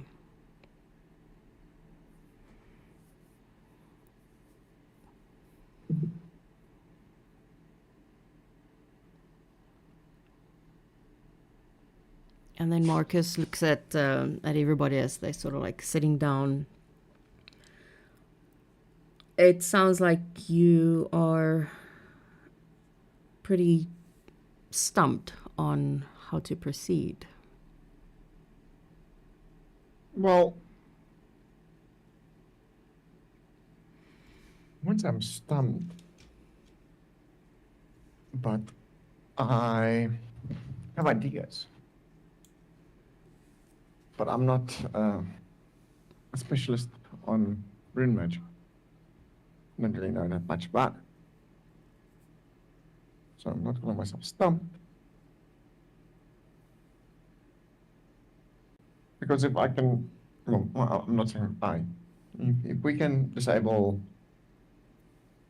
whatever is keeping those force fields active, then the other force field can probably also just be dispelled.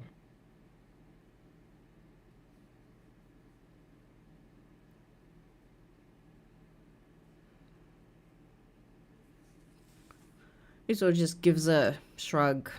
As I said, it's not my my area. I just give the orders. And then after about like 5 or 10 minutes, Hilary will walk into the room. She looks a little bit groggy, like she woke up a little while ago.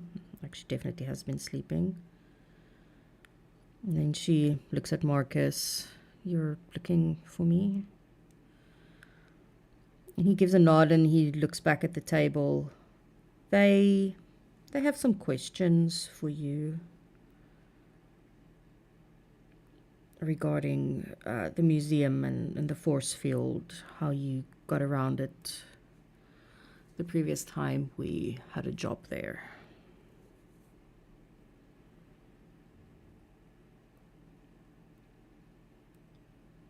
And then she sort of Yeah, just like so- stays quiet.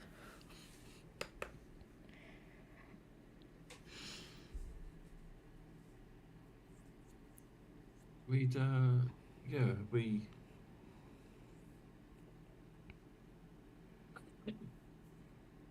not, if we can get past the barrier around the dagger, or, yeah, if there's a way to deactivate the arches, or the one around the dagger, then things are a bit easier. But with both those still running, honestly, we are kind of stumped. She looks at you all as if you are complete idiots. Like, this is the most obvious solution in the world. Then you just deactivate the force field. Yeah, but where? Isn't like a big shiny red button next to the dagger? No, you get a device to deactivate it. However, I can tell you right now, my face was not the correct device to deactivate it. That hurt. She just like this frown just appears. That's not what I meant. Ask Alenia for a device that can deactivate the force field. Who? Will that work even with no magic in the room? She nods. It's what I used last time. Right, well, that's a good. That's what. Yeah, but then we gotta lead the guards away, deactivate the ticket, put the fake in there, and then run out the rooms. Like, that won't be totally obvious. I would just start the knife. I can force a lob somewhere else.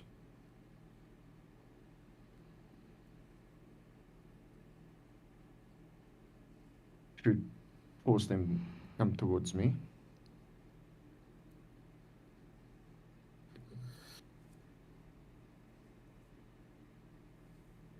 That's why actually smoke would be useful. We could deactivate the field,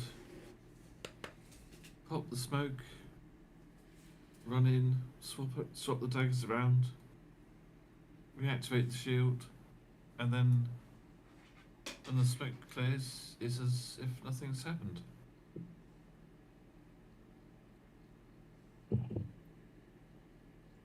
Or we kill the lights. That could work. Can Dragonborn see in the dark? Would I know that whether or not Dragonborn can see in the dark? Probably she would know that they cannot. Okay, cool.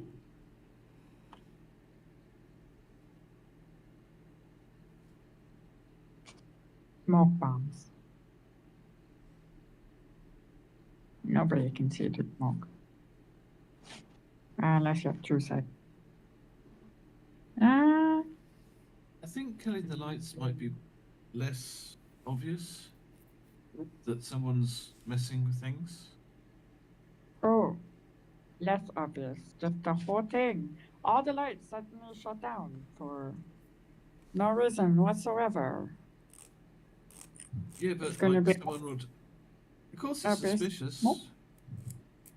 But like someone has to throw the smoke bomb, and the guards will see that. Not if it starts coming from the bathroom.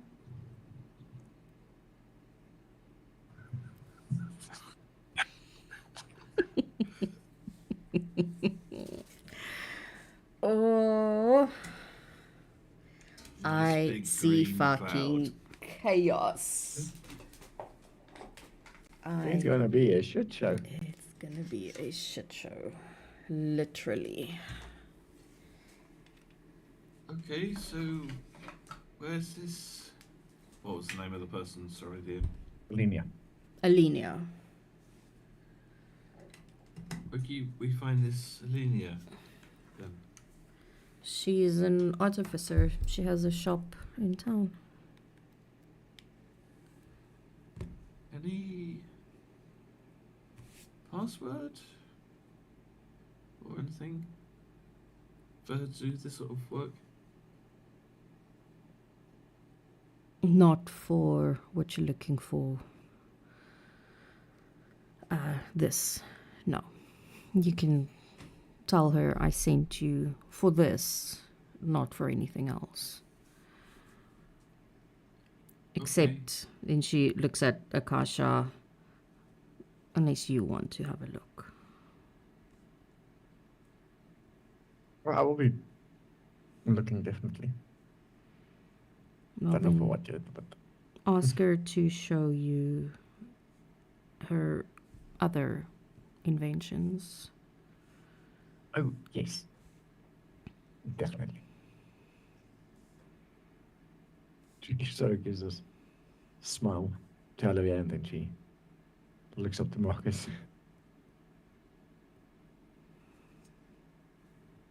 He just grins at the two of them. It's like, calm down, ladies. You still have a job to do.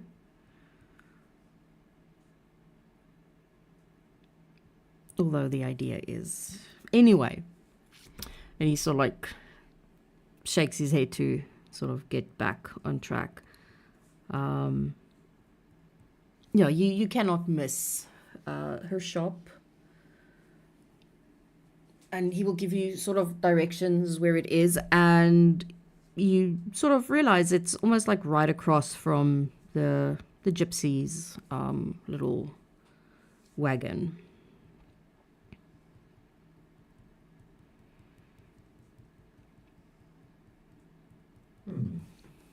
Well, we need to go. Have we gone dress making yet? Yes, you did.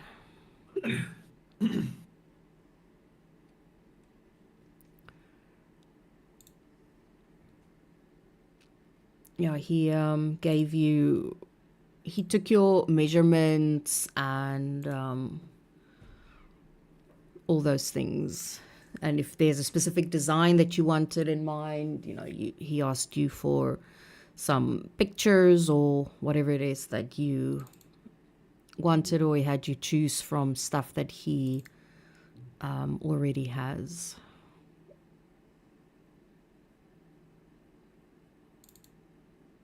Oh, I did find something. Hang on.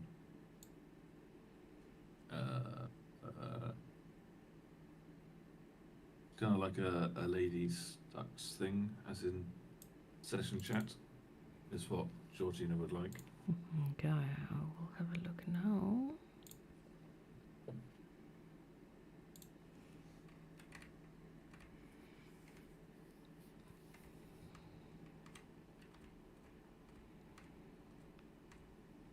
Nice. Let's see.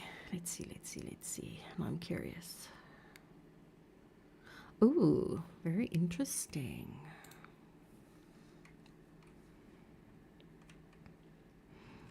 Yeah, Marcus sort of looks around the table. One thing you have to remember about this event is you will be patted down. You cannot take any weapons inside. Just please keep that in mind when you are making your plans. Oh, well then I'll just be left outside because these are cannons, and he'll like flex his skinny arms. Would they notice the devices on the pat down? Depends how well you hide them and as what you hide them.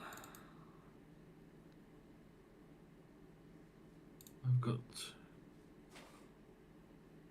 got an idea. I have to see what they're like. Yeah, it's not a bad idea to take a look at what the device looks like. And then Do we? looks. We might want to look at them today to plan with, but maybe not pick them up until the day of the auction. We don't want to be like walking around with them in our pockets.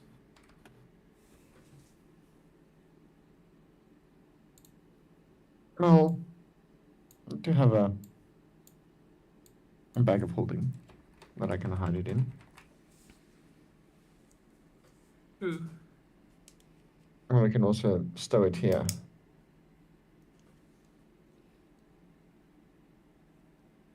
I suppose also maybe we've got what 4, 5 days. Maybe test them outside the city or something, or in here or somewhere make sure we know exactly how to use them. Yeah, that's if they come with more than one charge. True.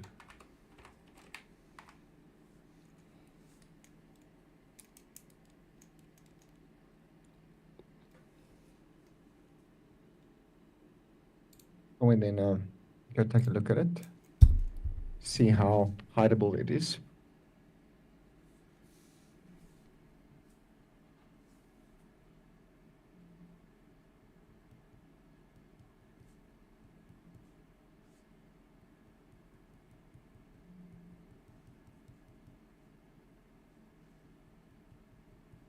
Okay. And as they are going, Akash will look to it and is like, I've done.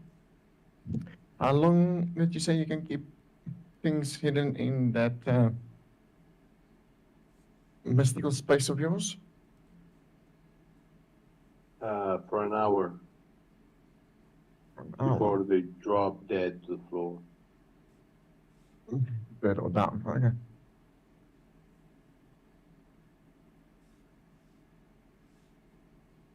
Trying to Also, we think. can always get in, open the windows, and then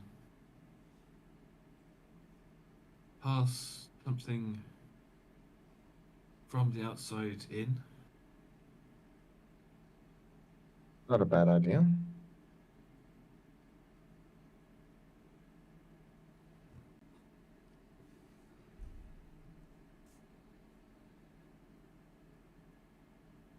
Although we'd have to either find a key to the padlocks on the toilet windows or sneak in some picks. I think I can hide some picks on me. I'm not sure I can make my a plan to hide the device. Well, we don't know how. If the device is the size of, a loaf of bread, we can't exactly hide it on your person. Yeah, we just make an extra spike on my back, like a pocket.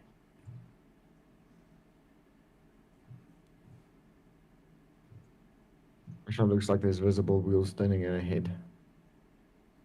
And it's just Remember like, that any magic item we bring in gets suppressed when we go through the arches.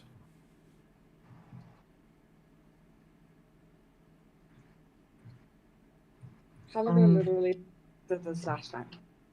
So we just gotta get the device in. It might not be considered magic until you press play.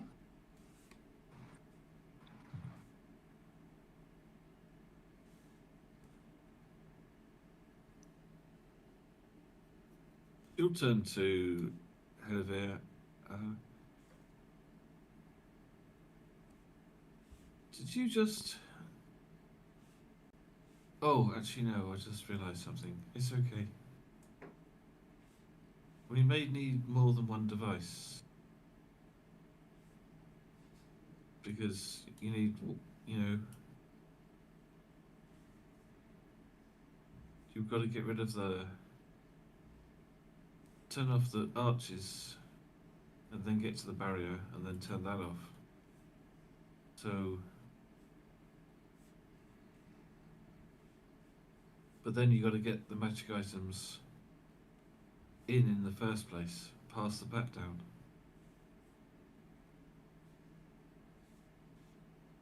I think we should go see this artificer.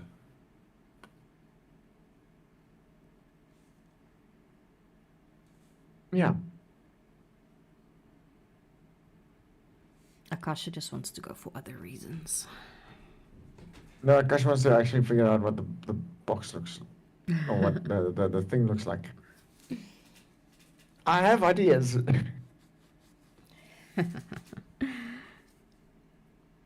Okay, so you're making your way to the artificer. Building. I guess so. Okay. Yeah, so it's not too far from where you guys are. I don't have a map for her shop yet. I'm still busy building it. As you walk in, the little bell dings, and her shop is quite cluttered. It's heavily cluttered.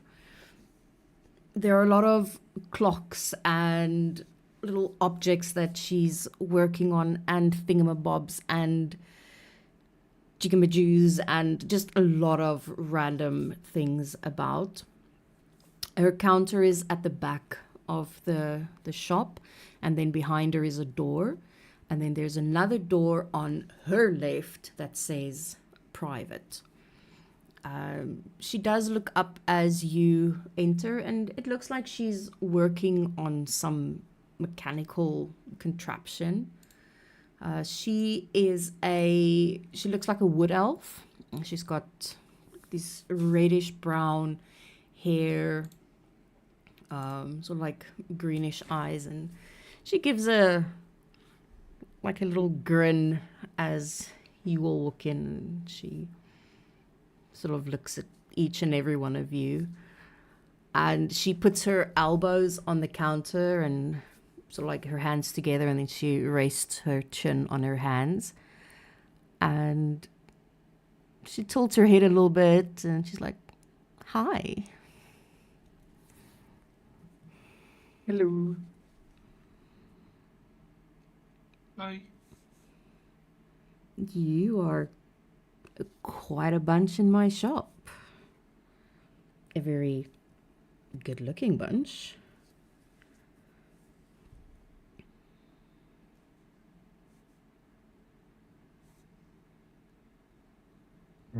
Thank you.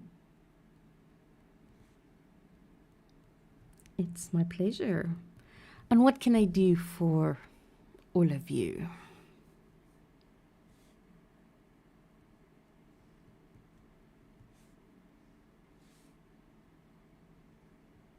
No, it's going, then I'll go. She looks at it, it's like, well,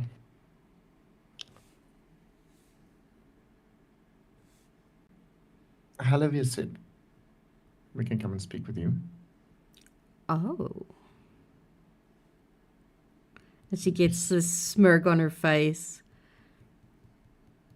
Sure.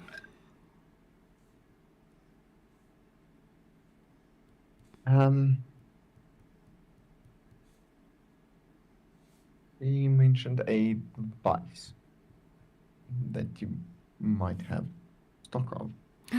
I have That can- several. For dispelling magic. Oh. And it's like this look of disappointment that flashes across her face. Oh, well, that's boring. Yes, boring shopping first.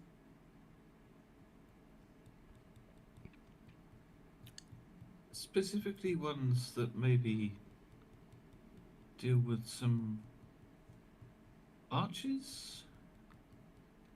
Or a certain I 4-layered barrier? know exactly what you are looking for. Hold on. And she sort of slides off of her little high chair, and she walks over to a cupboard, and she opens the cupboard and what looks like to be a safe. And she pushes a bunch of buttons, and there's like an intricate dial that she has to turn, and all these thingamajiggies that she does. And the safe pops open, and she takes out a little box that is, how can I describe it? It's basically 10 by 10 centimeters. It's not very big. She closes the safe again, and she plops it onto the table. I assume this is what you're looking for. And it looks like a little metal box, and it has a lot of gears and cogs and things on the side. And it almost looks like when activated, the top part will open up. And and then on the one side it looks like there's a turn key and a little sort of timer as well that will tick down. Okay. Is this like wind up or It is, delay? yes. So you're going to wind it up, and you will have roughly maybe 5 minutes or so. As he sort of, looks up and away before it stops working. Right.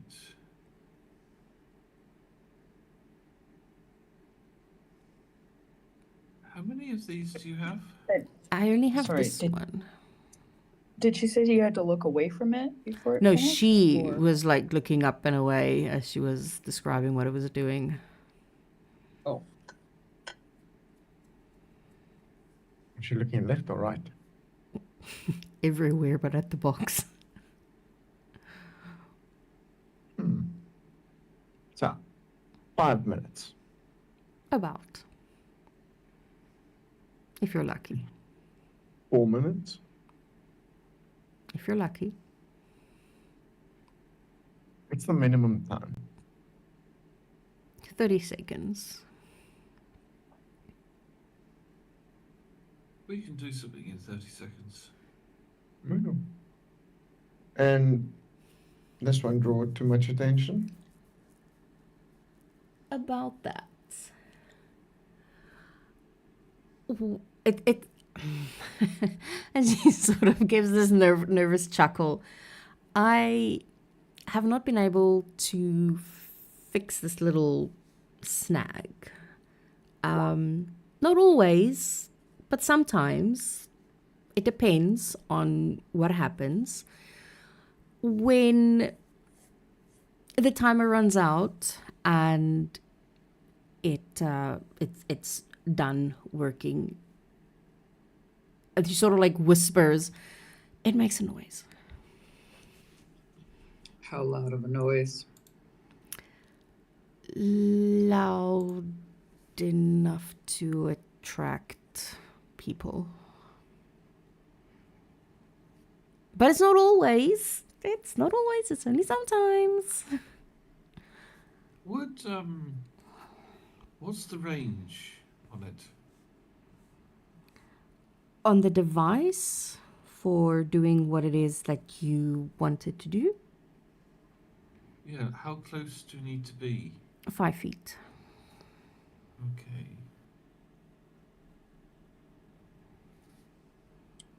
Or you could be in the gift shop. You could activate and be like, ooh, what's this? I think the gift shop's a bit further than 5 feet. Not on the far side. Closest to it. I think it's just in the range. Maybe. No, No. if I remember correctly. It does need about 30 minutes to recharge before you can use it again, though. So we could try it. No, because they would alert that we have something. Never mind. How many do you have? I only have this one. Sorry. It's not exactly legal. Yes. And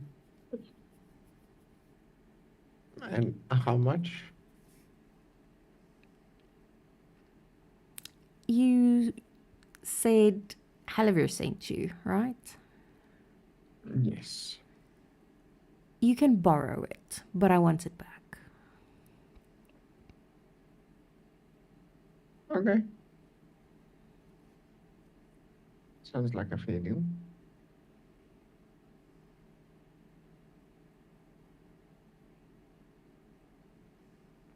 Okay. So, what you're saying, don't drop it and run. You got it. Well, no. please bring it back. You got things like maybe some smoke bombs or Aha! I knew you were on board. hey, I said that first. So I just thought, never mind. I like you. Mm, You sounded unsure. Having the like of a silver dragon is a good thing. To answer your question, yes, I do have smoke bombs. They are 20 gold pieces each.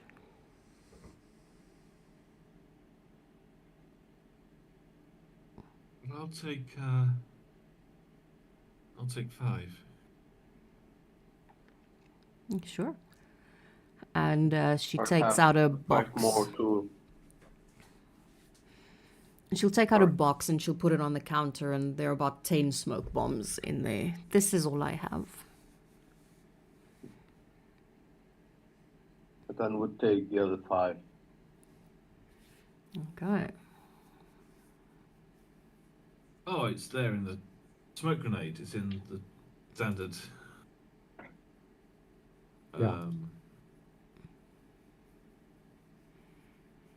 Yeah, it's smoke grenade or smoke bomb. I'm not sure which one it says.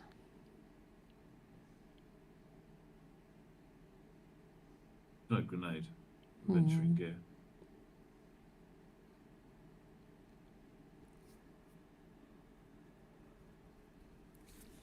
Anything how big else? How big are they? Yeah. Well, if Are they literally the size of a grenade? yes. Right. These will have to go in the. We need to get a way to get gear in the place. I mean, if someone could either stash the bag of holding outside the window, or someone doesn't come in to begin with. Well, yeah, we could have someone stand outside the party.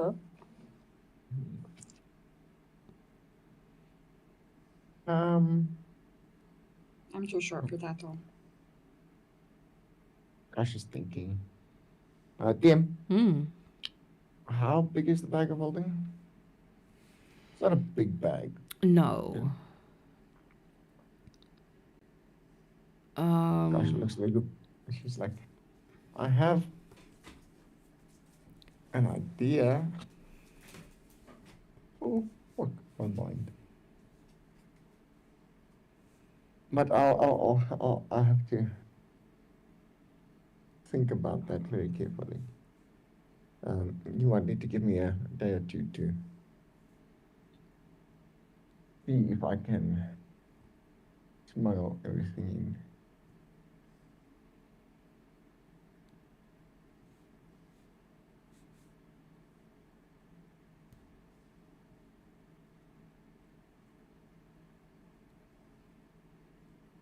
But I think I'll be able to make a plan.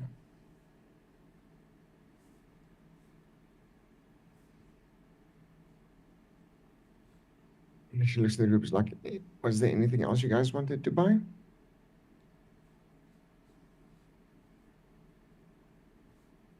I'm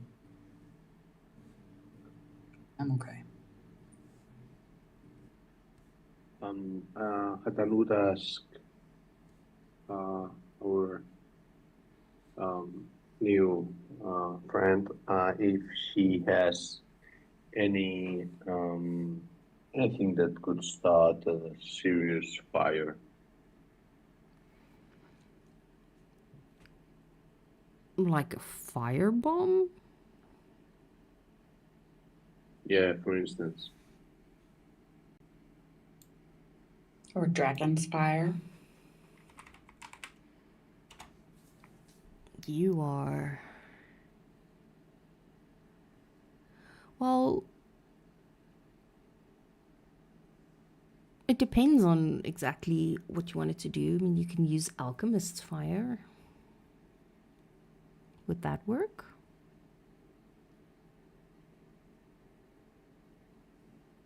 Yeah. Again, this is everything we have to either get through the door or bring in through a window.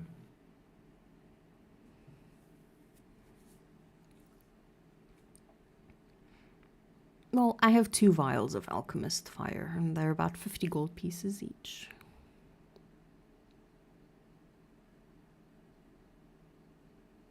I'll take one. Thank you. Sure.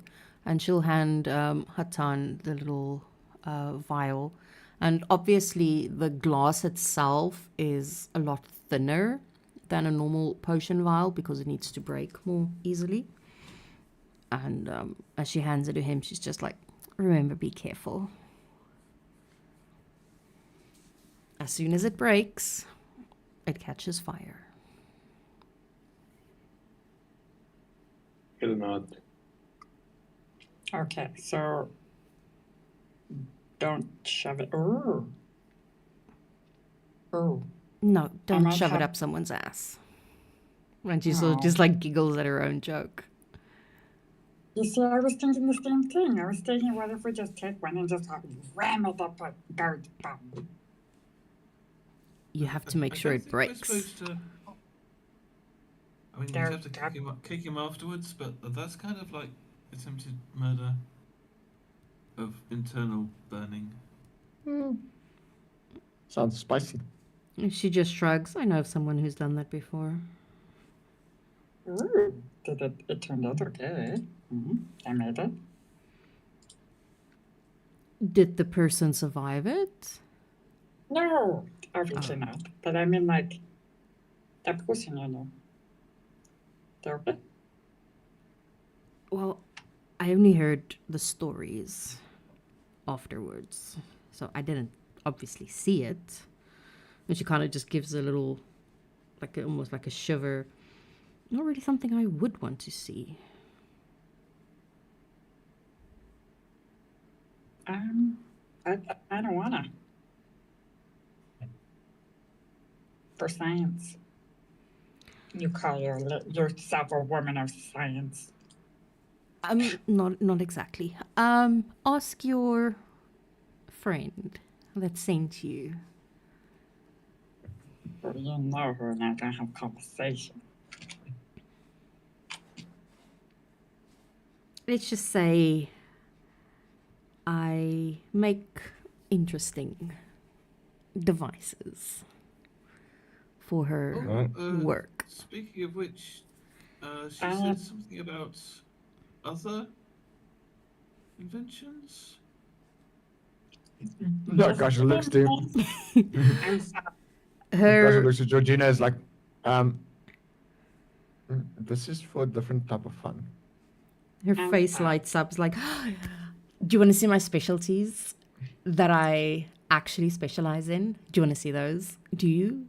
And then she hops off her little chair and she almost like skips over towards the door that says a private that's on her left, basically. And she sort of like claps her hand like, you ready? Atlas is just gonna be like, I don't know what you want to show me, but I think I'm okay right here. That's okay. You don't have to. But whoever wants to come in, you're more than welcome to. I will. And Vox runs towards door. Kasha stops him and is like, Bhakti, you need to be considered an adult for this. I am. You're cobalt, yes. But you're a dragon. Right now, I want to be a cobalt. No. Damn it. You stay with Atlas. Okay, I'll teach him how to thieve stuff. Okay. I have it from you. I'm gonna go take a look at some fun stuff. And like Kasha walks forward. So So definitely need to go in there. who is all going into the room? Not me. Mm-mm. Nope, neither of my characters. What if Akasha didn't stop Vox? Were you planning Vox on? He would have been a very scarred dragon when he grew up. Probably. But she opens up the door and, you know, she lets whoever wants to walk in. And the room is a little bit more dark than her shop. So it's sort of like this darker red and black and more softer lighting. So it's built inside her shop, so there aren't any windows. But those of you that do walk in, she will close the door behind all of you. And once your eyes have sort of adjusted a little bit, the whole room full of shelves and everything, and different shelves, different sections, they are all different types of sex toys that she invents. And you are looking at gags and cuffs and whips and paddles and anything that your heart desires, Alenia has invented, or what's the other word, made. And she looks very proud of herself as she's in the room. And there are like outfits and things as well that she has. Well, any questions?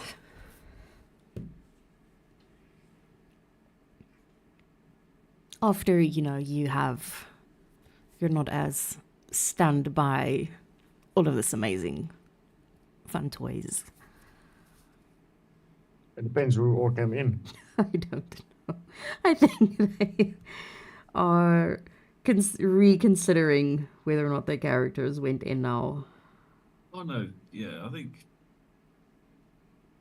Georgina is intrigued, as opposed to like, woohoo, let's go. She's a sort of curiosity, as opposed to like. Yeah. Okay, so she is also inside the little room. Yeah. Okay. Okay. You know, Gasha's walking and browsing. She looks to Georgina's like, "Are you okay?" Yeah. Why? Good. Just checking. I'm taking it her thumb did not go in. And then was distracted with the Alchemist fire, and he might have joined you without knowing where he was going. He looks up and is like, "Oh." I regret my life choices. I'm just trying to figure out how many people I'm scarring with the idea that I have. Sorry. Any of Go ahead. Any of this magic or? Some of them, yes. Or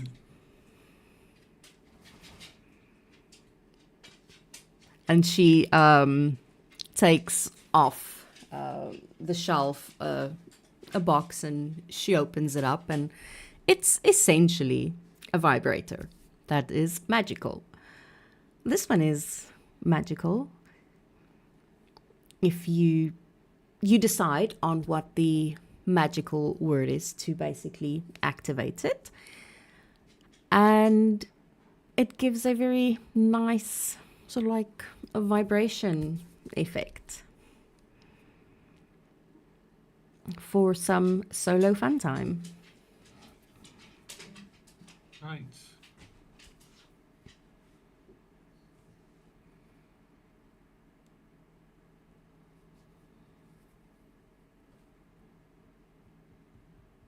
Interested? I've had a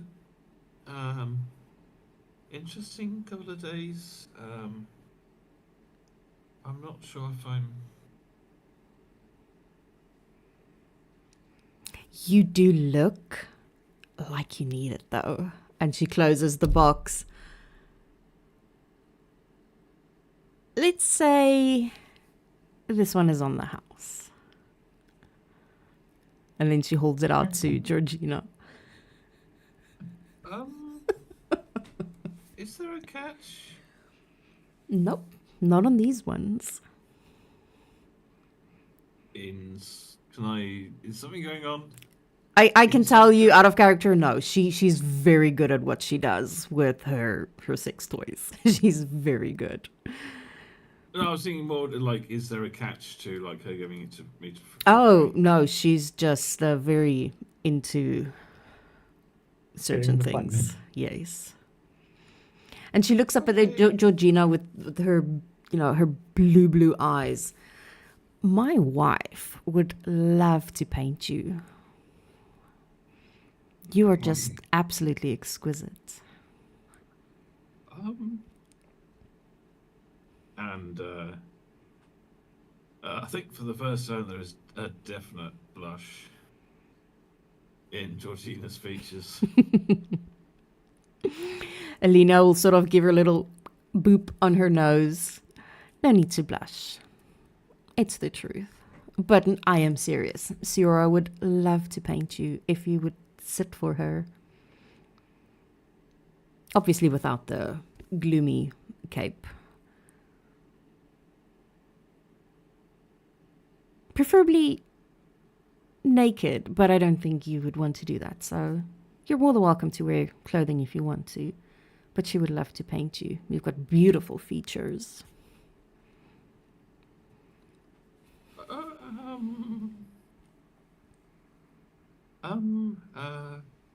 You said there was other ones. Oh, that are not magical? Yes, of course. Oh, I mean, like, what else? Magic? Or she's obviously a little bit. She just sort of like gives a little chuckle. Well, it's mainly these ones that are, these types that are magical. The others are more handheld manual devices.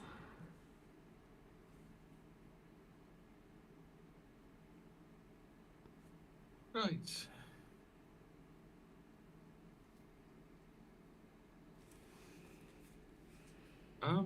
But you are more than welcome to take that one. I have plenty more.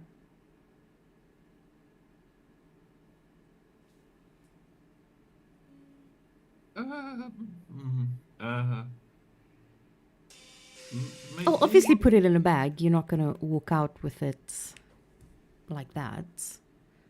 Discretion is. I've got a backpack. It's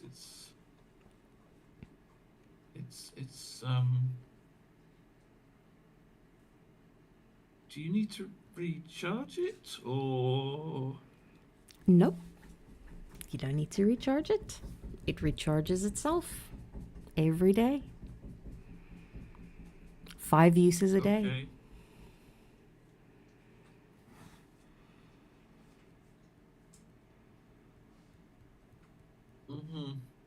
And it only uses 1 charge at a time. How long does each charge last? About 2 to 3 hours. Right.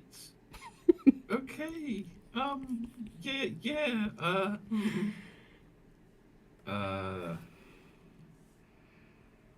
Perfect for Georgina's playtime. almost sweating at this point. She's just, her face is probably as red as her hair at this point as well. Yeah.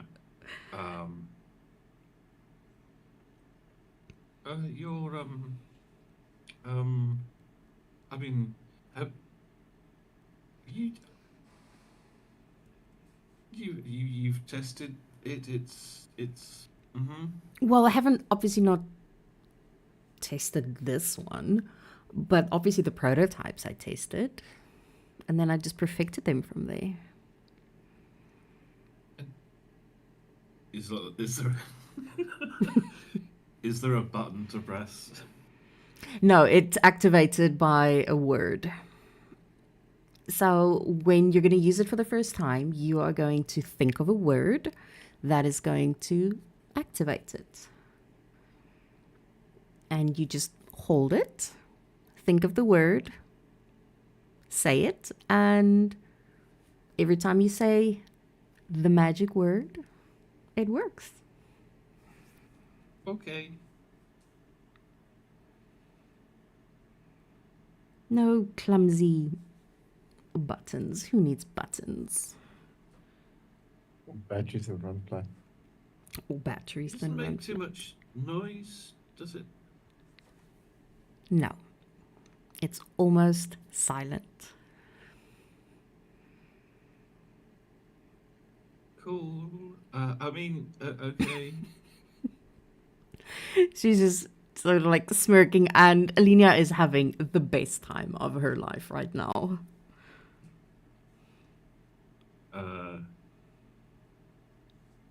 She kind of like holds the box, looks at it, looks back at. Oh God, what's the name? I should write it down or something. Alina? Yeah, Alina. Alenia, and Yeah. like looks in There's her name. up at Alenia, and kind of like looks in her eyes, like, and there's like, she's mostly blank, like, not much of an expression, other than like the blush. And then she like, looks down the box, looks back up into Alina's eyes again, and then kind of like puts it in her backpack and like gives a little nod to Alina. No, she just sort of gives a smile. If you ever are looking for some fun time, my wife and I are very open to interesting fun time sessions. Not just painting. Not just painting, no. Let's just say Ciora likes to she likes to watch and sketch and sometimes paint. I see. But it's for our personal collection. She doesn't sell those. She sells her other boring paintings. But our personal collection we keep private. I mean, like, Georgina's like, yeah, like, there's a definite like sheen on her forehead and cheeks. There's a little bit of heaving chest at this point.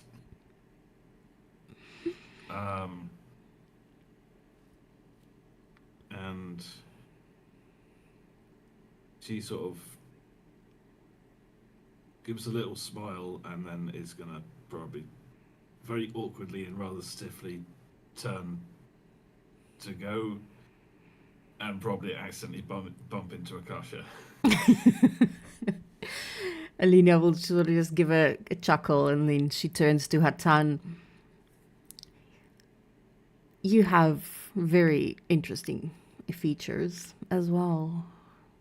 Same goes for you, if you're ever in need of some special time. Sura won't participate, but she doesn't mind if I do.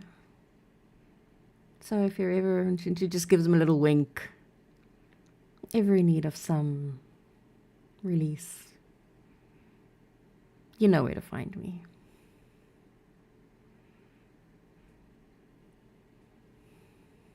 But then we'll murmur, we'll try to say something back, but you'll see him tatter and just look at the floor. And she just sort of like chuckles. Nothing that you would like to buy? I have some interesting toys for males. No. No. Not today. Thank you.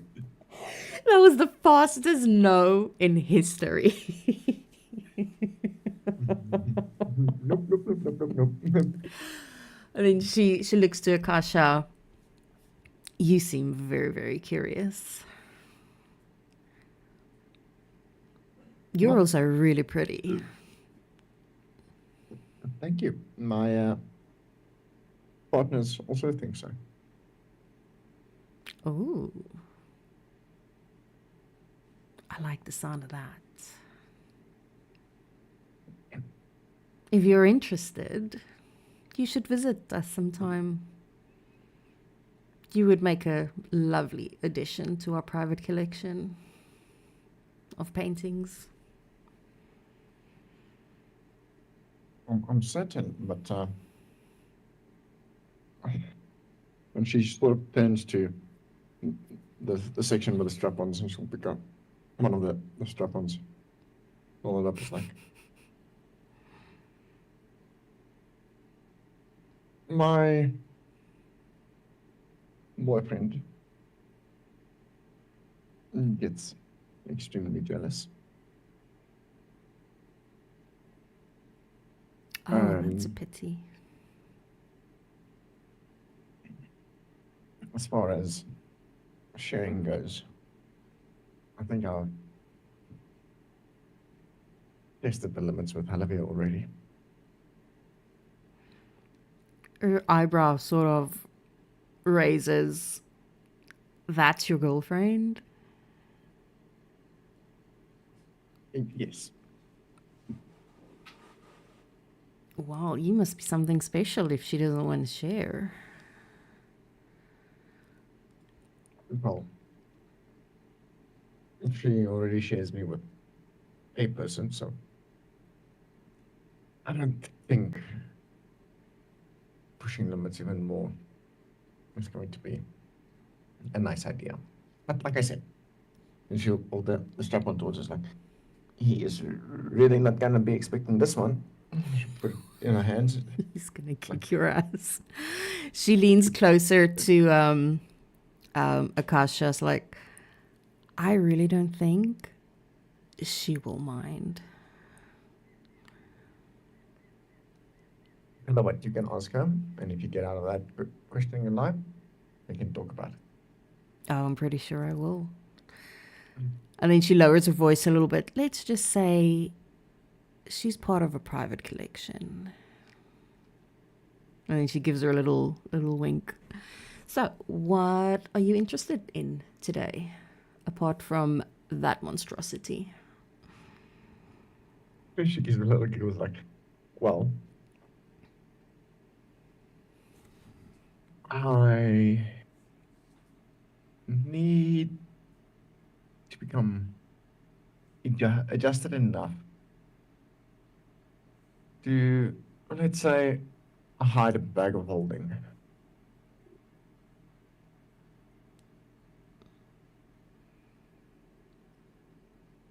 You want to hide a bag of holding? In a body cavity. She just starts laughing. I mean, no one's gonna look there. No, I guess they won't. Why not, instead of stretching out some very important part of yourself, have a handbag disguised as a bag of holding?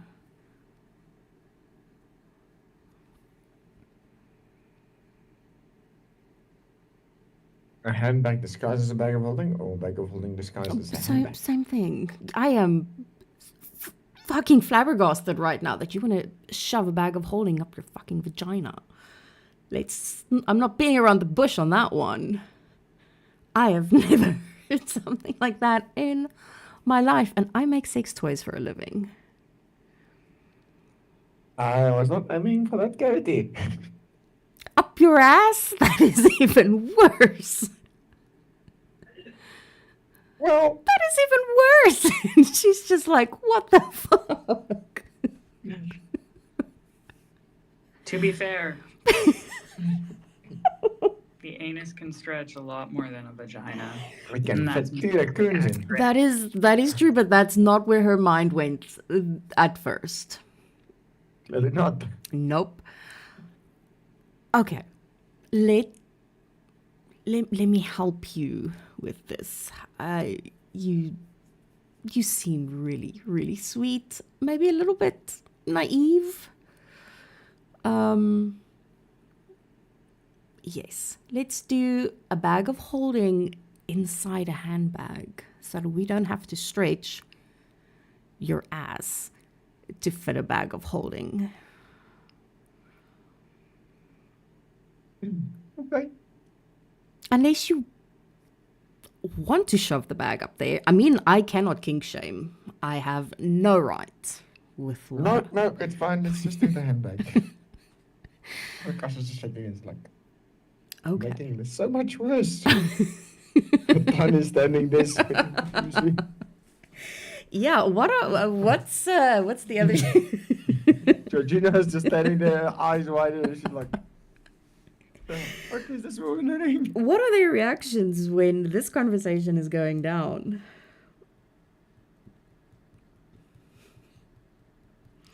Really regretting their life choices right now. I think Georgina would have probably like maybe. Actually, would she have left the room? I guess she's probably just standing. looking Well, at unless stuff. she opened the door, because Alina closed the door behind them. Oh, I see. So yeah, she's probably just casually looking at some of the things on display, and then like slightly more intently looking at the things on display. But she's, for as short a time as she's known Akasha, she doesn't seem surprised. that is Sure. something she would want to do. Oh my fuck. I was not expecting that. That is not where I thought this conversation was going. I'm not gonna lie. That is not what I think she was doing.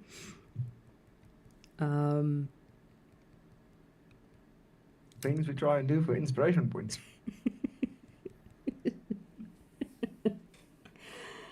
I will give it to you. I will give it to you because that was a what the fuck moment. She just sort of like shakes her head. Okay, let's go do this. Unless there's something else that you want from here. Oh, I am definitely going to tie him up. And Akasha grabs a bundle of silky rope. Like, definitely. She's gonna be in so much trouble. Okay, so she will grab a bunch of things. You can let me know what she grabs. It's just those two. Oh, okay. Alina will put it into like a little nice bag, and then she'll sort of usher them out. And then she goes behind her counter. For God's sake, I'll just see what's in chat. And I have not even. Oh, wait, there was. She was going to get an outfit for everyone. I have seen that raccoon. What do you call it? Fact. I've seen that one a couple of times. Unless they start, getting panicky and they start clawing up your ass, that'll be fun. So she'll go behind her counter. And do you have the bag of holding that you wanted to shove up your ass with you? Yes, she'll take it off her hip. It's like, I might just mention it doesn't say live raccoon. I'll put it there. Well, naturally, because Which is worse? Is it how do I worse? copy this now? is a dead raccoon up your ass worse than a live one? I Well, mean, you know, like the rot, the smell, There we go. I the mean, Definitely. rigor they're both it's not gonna be- they're both quite not something I would want to do, to be honest. It's Right, not and my I- first I- As choice. should someone who's worked in ER, I will tell you, if someone has not gone to the bathroom in a while, formaldehyde and dead body is less smelly. Just let you know. Good to know. Ice, I also in the session chat, I did share that other image I shared with you a long time Oh ago. yeah, the one with the tail. Yes, Akash is buying everyone a little outfit. Oh fuck. Okay. Except Atlas, he can't see it. Yeah, so she goes behind and she takes the bag of holding and she sort of like rummages inside a bunch of things. Any specific color? You look like black or red. Let's go with black. That goes with everything. And she will take out like a little clutch and she'll open it up and she will take out the, or not take out, but sort of like tear away the seam on one side. And then she puts the bag of holding in on that side. And quite roughly, she'll sew it together and she'll show Akasha what she's doing. You can just do this neatly or ask someone to do this neatly for you if you know someone that's very good with this. I don't have the time to do this properly now. I mean, I'm very good at sewing, obviously. I make outfits. But I do have to be somewhere a little bit. So just have them sew this properly. And then she sort of adds a little clip onto it that it clips on the inside, that it closes the bag of holding, and then it clips to close the handbag itself as well, like a little clutch. And then she hands it over to Akasha. That makes life so much easier. And Akasha tells to Katanji. Says to him, see, I can make plans to hide stuff.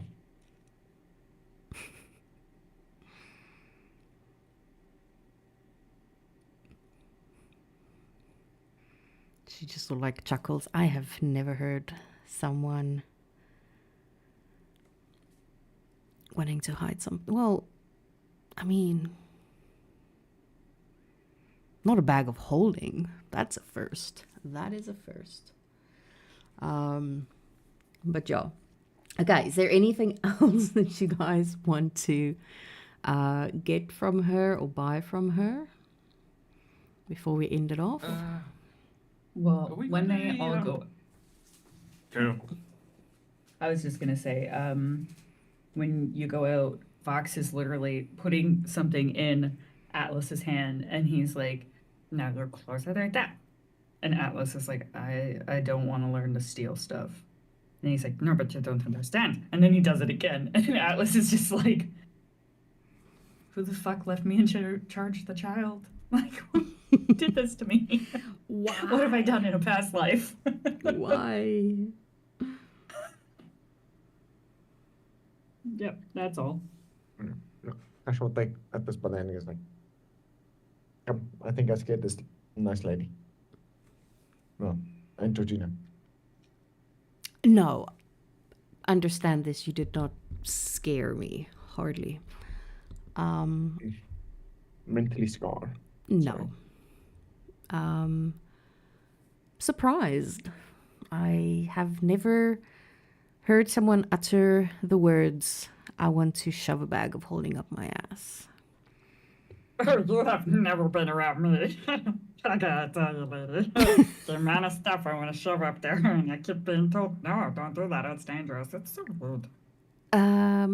Well, just make sure when you do that it's not something that can get stuck up there. Like the drill that I took from you that's now stuck up my nose. I can't get it out. And he'll lean his head back, and there's like, it looks like a gear jewel. It's like a She just chuckles and she'll get a little case that has these very fine tweezers. Do you want me to take it out for you? I was gonna steal it from you, but that's Oh, okay. He'll like oh. waddle closer and lean his head back. How about I take it out and then you can take it because I don't want a snot jewel. Why not? The snot of a silver dragon. It's gotta be worth something. Cause have you ever seen a dragon snot? No. That's because people collect it because it's so important. Somehow I doubt that.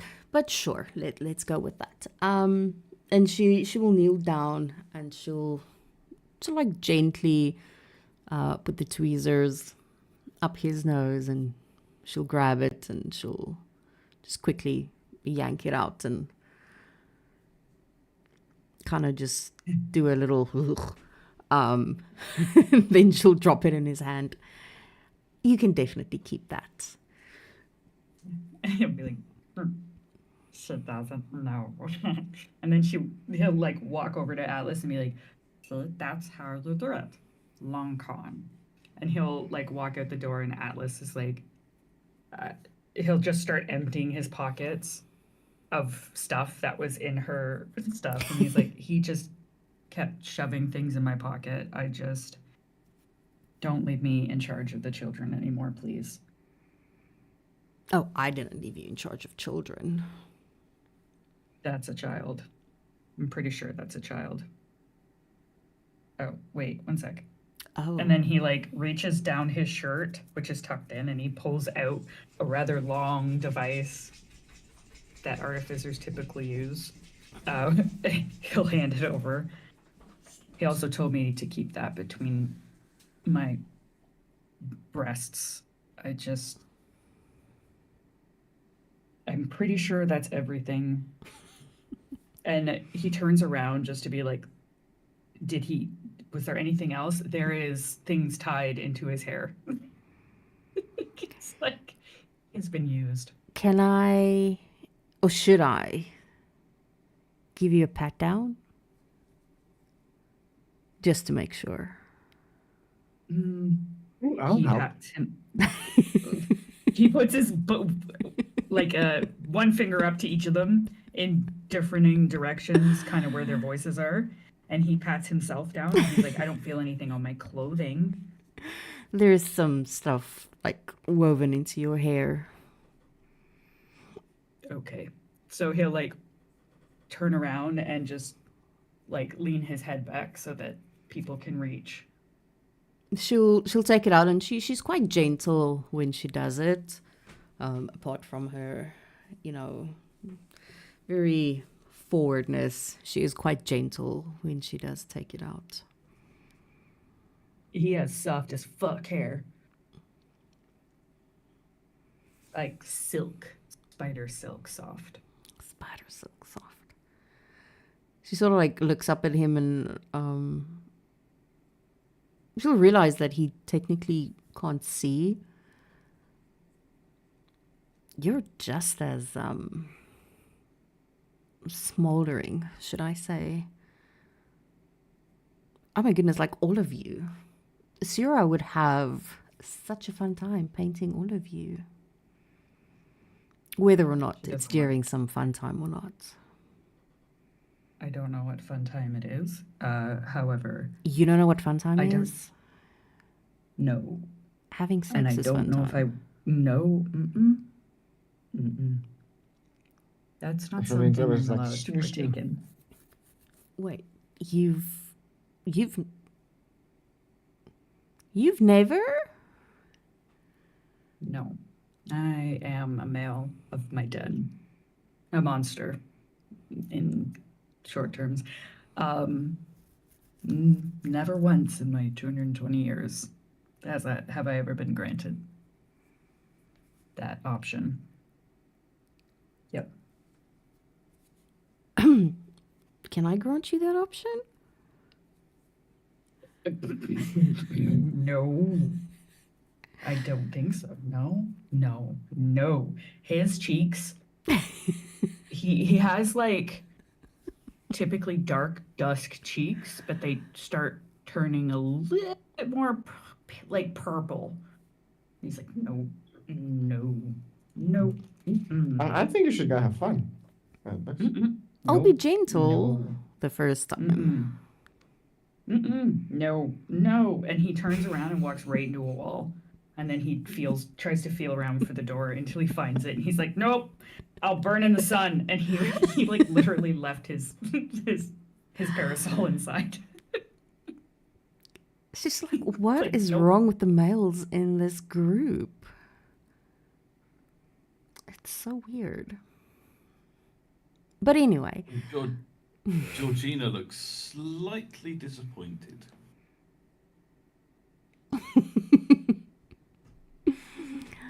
What? That he What's walked wrong, into a Georgina? wall? You need to walk into the wall. He was flustered. He didn't want to have fun. Georgina was gonna join in. ooh, Georgina has a kinky side. Yeah, Alina looks at all of you. Well, if there's nothing else, I mean, what about other stuff that isn't from the room? Like irregular stuff? well, it depends on what you're looking for.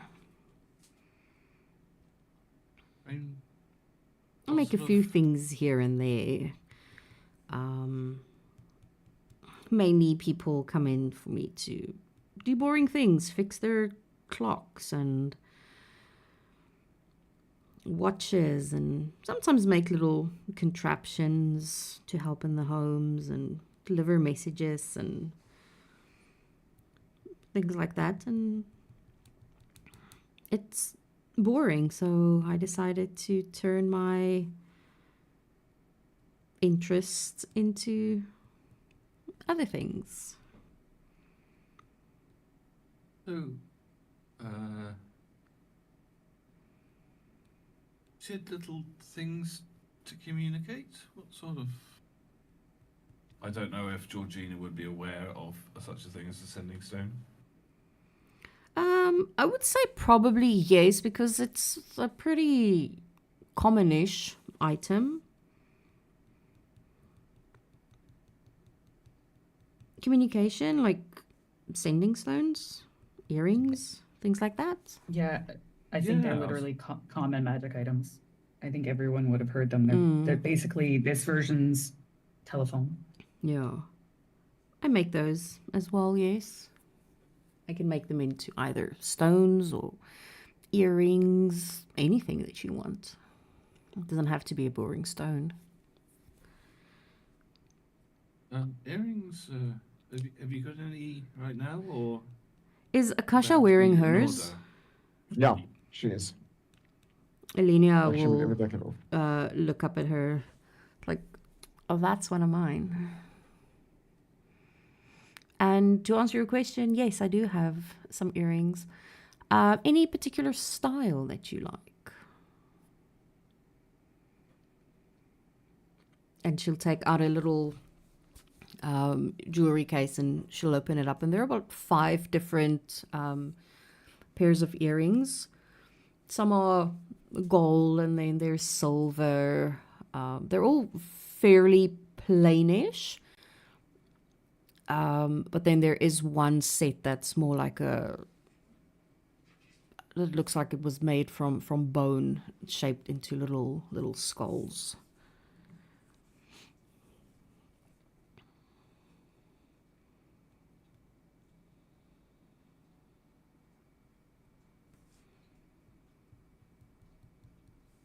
I mean, if there's like ones that are like small studs.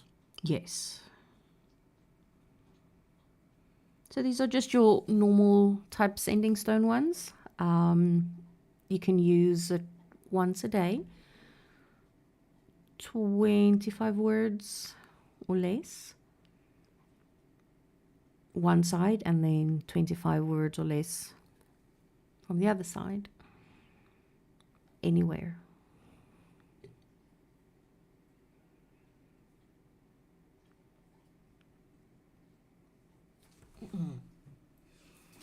Yeah. Well, I mean, I'll take one. Sure. And she'll take out a little maybe- little bag and she'll pop the earrings in the bag that Georgina chose. They are 300 gold pieces a pair. Yeah. Take that. Are these the ones, the standard they're just a version of sending stones? Yeah. Or are they slightly different? Yeah, so it's just the sending stone. I just, you can Oh, add so are sending these- stone, yeah.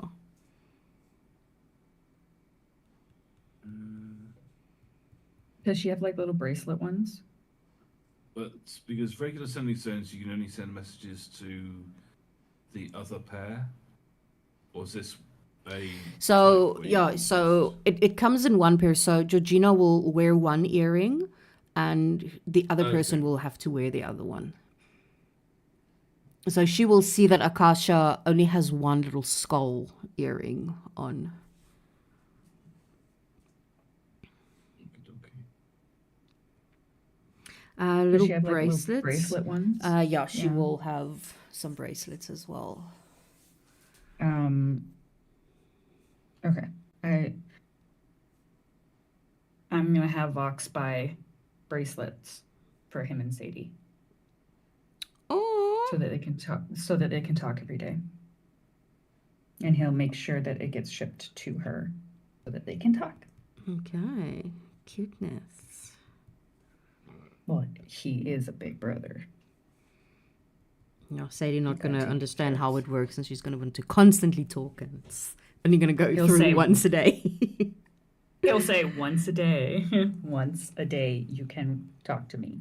He's like, you can say 25 words. So he'll do little X's on the wall. That's like 25 X's and be like this many words. I don't think Sadie can count to 25 yet. No, but she can go like point and say, Yeah. I wanted to say hello, Vox, and just Obviously, finger on each X Shalia as will she goes. help her. Obviously, she'll help Yeah. her. But yeah. because That's his Shalia little also sister. has He's one, and because she has a stone and Pon has a stone, and Pon has not spoken to his wife in a very, very long time. Uh-oh. Pon. He's asleep. Mr. Muted this whole session. I think sleeping. he's asleep, yeah. What a boob. You're ignoring your wife. Yeah, you're ignoring your wife. You're Just as an pregnant. FYI, Pregnant I'm not wife. his wife. Not a wife. He's got like a dad, like in character wife. Yeah, like married. Well, It's true. yeah. My brain. Oh, you are awake. Hi, buddy. Welcome. Hi. How's it I've been going? here. There's just been no reason for me to talk. No, yeah, they have- Y'all have been doing sex toys shopping. I'm not talking during that. I have a fucking wife, dude. What do I need sex toys for? Well, Well, I mean, Sure. coming from the guy who Well, still Then we hasn't can go consummated his shopping marriage. together for sex toys. I don't need to do it while I'm almost an entire country away from her. Well, Listen, Lando sir. might need something, you know. Yeah. Lando will need a good souvenir little. for when you go visit. Mhm. Yeah. Lando's fine. Lando's chill. Yeah, they're He's a both monk. of them just let Vox destroy poor Atlas's brain. Because that's the one thing Pon doesn't know about Charlia. You know, she's like She's a freaking sheets. Sorry. she's a sub, yeah.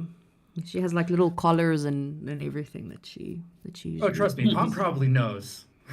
Yeah, he's probably wears a collar in his spare time. No, she Crazy. is. She's No, a- she wears the collar. Yeah, Come on now. she's a proper sub. She's not a brat. She despises brats, because she hates that. You know, she's extreme. Yeah, she's a proper sub.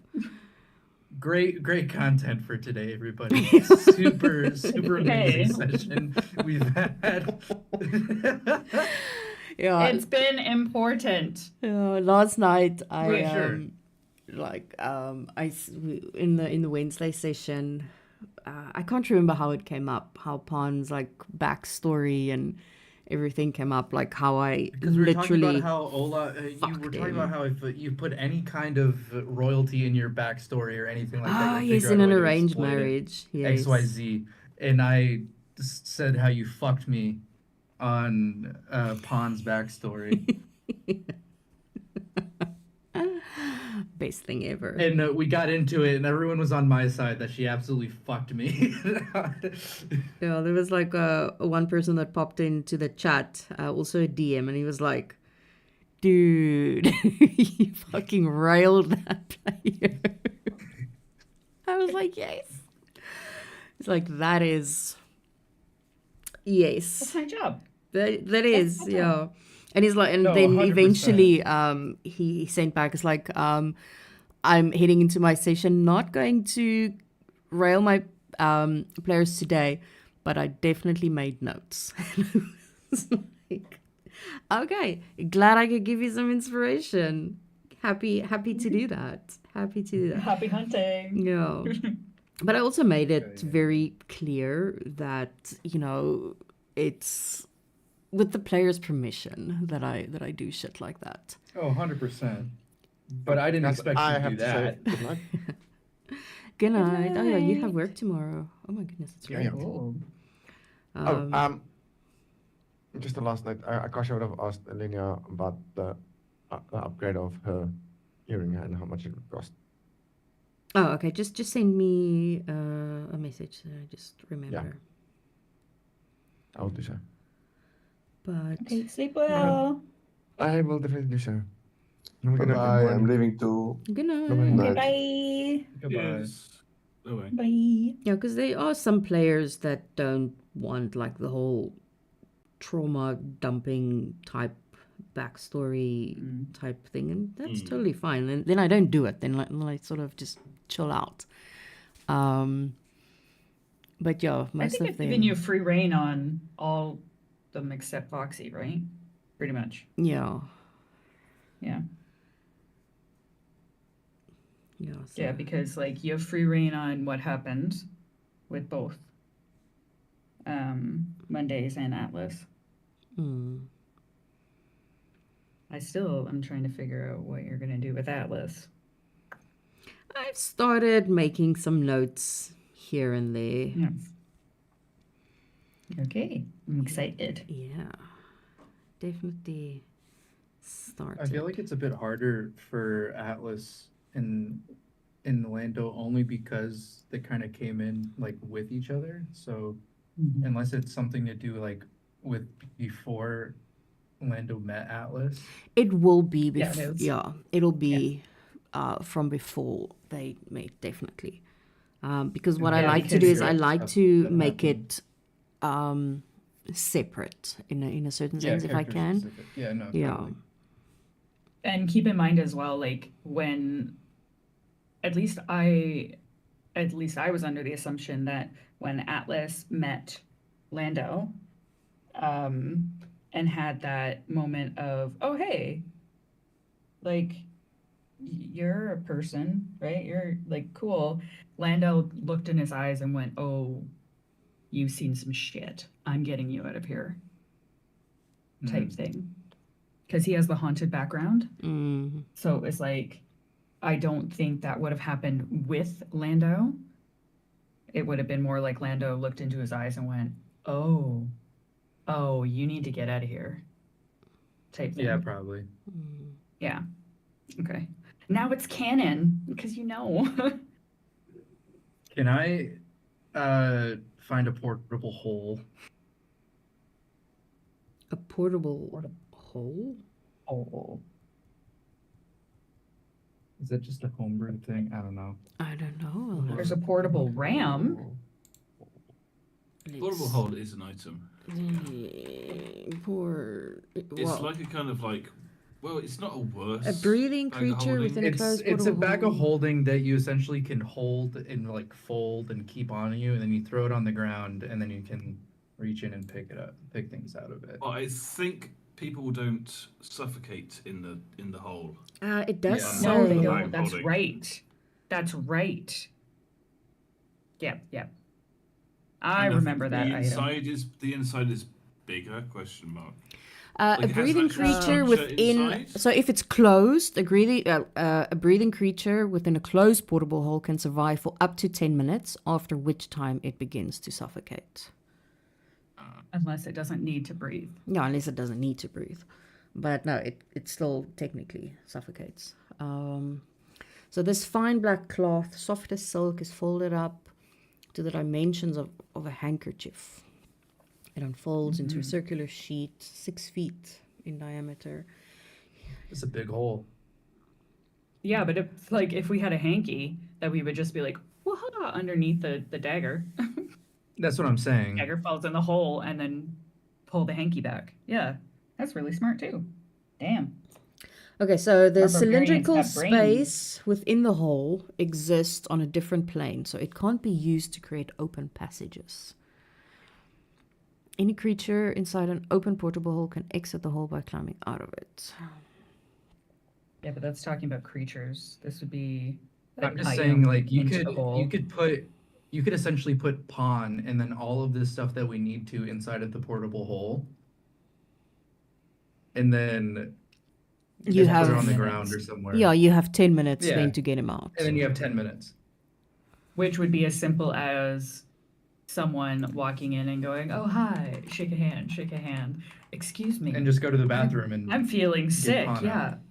yeah, and then rush to the back corner bathroom and then get him out. Yeah, Yeah, well, or that's a perfect Is there a opportunity point for when- me to delay that person getting to the bathroom. It's like, oh hey, just wait a Yeah. second, just come over here. Just want to show you something. Just hold on. I want to show you something. Excuse me. you This is live with really, me. really Do I know important. you? Have Yeah. you seen the movie Now You See Me or Now You See Me Too? Yeah, something those like that. magical ones. The yeah. the magic one. Yeah, essentially we're gonna have to do that like card throwing scene when they're throwing the card back and forth to everybody while being checked by security. It'll be that, but with a portable hole.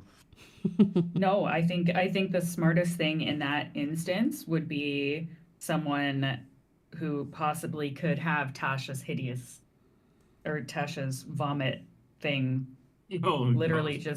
just start going, because I can make the gagging sounds, and I don't want to do that because some people are very, very triggered by those sounds. Me, I'm I can do a people. really I'm good people. throw up sound. I'm Yeah, people. So it's like kind of have like. Well, to be fair, I don't think Vox could go in there anyway, but because he set off the alarm before, and I don't think Pawn can go in there anyway because he was part of the alarm set off. So one of the two have to be hidden, and Pawn would be smartest because he can fight his way out if we have to. And then Vox can like, oh, easy as fucking pie, motherfuckers. Have Vox climb up the wall, like have Pawn and like everything that they need get into the hole so it's a hanky, and then have Vox like climb up the wall, wait till there's nobody in there, and drop the handkerchief through the window of the bathroom. Yeah. Just like, doop. I mean, And then there's a pond. The windows are only like 3 feet off the ground. Yeah, it's like a Oh, yeah. normal height window. And I keep forgetting Vox's height. It's like, Is this someone think that I he's could find taller. a portable hole from, or would I have to go somewhere else? You would be able to, yes. She will tell you it costs 3,000 gold pieces. I am shy about 1,000. Voxy has 3,516. Yeah, combined between Lando and Pawn, I have about 2,000. A little bit over 2,000. I could, but I Let me don't. get my calculator. Let's talk to the people next week. see if they Yeah. like the plan, as opposed to blowing that much money right now on That's a good idea. something. Either way, And I think it would then- be good to have something like a portable hole because we have your bag of holding, right? Yeah. We have my bag of holding. But How as big is well, that bag like of holding, like diameter wise? typical I bag think of holding. the So opening is 3 feet opening, but if you're putting it inside a handbag, it's not going to be, the opening won't be as Yeah, big. it's going to be a lot smaller. Gotcha. So between the be two, it's however, if we 19 empty 1900. better idea. If we empty out Vox's bag of holding in the hideout, right? And then have Pawn go in normally and just be like, I didn't bring my son. Obviously, there's going to be no hiccups. And then have Vox just have everything that they needed in the bag of holding, because what happens when you tip over a bag of holding? Everything comes out. So he can literally like take a stick and close the door and kind of have it marked as like in use type thing, kind of holding it, and then dump out his bag of holding so all the stuff's in the back bathroom and hold it, and Pawn's the only one with the strength to maybe bend the rod to open the door. Yeah. I think I the also have my bag of beans too that I could just dump out. And it God, causes your bag chaos. of beans. gonna fuck up that museum. I think the DM in my Friday campaign that I play in, I think he's gonna ban bag of holdings. with my idea that I mentioned last time, he's Let me gonna ban Let's them. just Yeah. say I threw out one bean. What would happen? I don't It know. takes time to Except grow. in It's not an three. instant thing. It's not an instant thing. I thought it Takes was a an bit. instant thing. So, if you dump the bag's content out on the ground, it explodes in a 10-foot radius, expanding from the beans. Each character. If you remove a bean from the bag, plant it in the dirt, in the sand, water it. Okay. 1 minute later. Yeah. It's not an instant thing. It's still pretty quick. Yeah.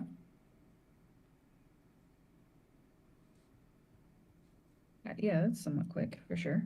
I would still say like 73 is a fruit tree grows and it has 1d10 plus 20 fruits, 1d8 of which are randomly determined magic potions, which I'm just thinking a good distraction would be to like take the bag of beans and plant like, I don't know how, we never discussed how many beans are in this bag, but put like 5 outside and I just see think we what the did fuck roll happens. for it.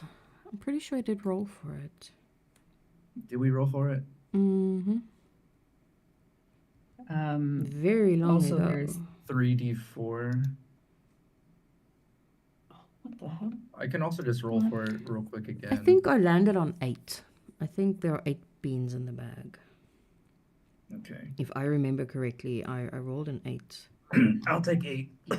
Yeah, we have the bag of beans in my the campaign I'm in on Monday night, and my knight, like my good kind like white knight character was just chilling, and this freaking bard kicked his dog, and his dog is like a big like a Saint Bernard that's just made for flavor, but the DM's like, oh yeah, he kicked your dog. I'm like, did he now? So he basically convinced the guy who had the bag of beans, which is in the party. He's like, can I just have one? I just want one. And the guy's like, okay, but you know, we just dealt with what happens if you eat them. And he's like, oh, I'm not going to eat it. He found the bard, rolled a fantastic performance, did huge deception check with a 0 because he's a fucking white knight. And he's like, yeah, apparently if you eat it, you get magic powers. I don't know. I don't really know how this works or whatever. And the bard ate it. And he just walked away. We still don't know what happened to the bard. Also, well, were there any like potted plants in the museum? Ooh. Like inside that you could plant the beans in? Oh, that's smart. Let's have a look.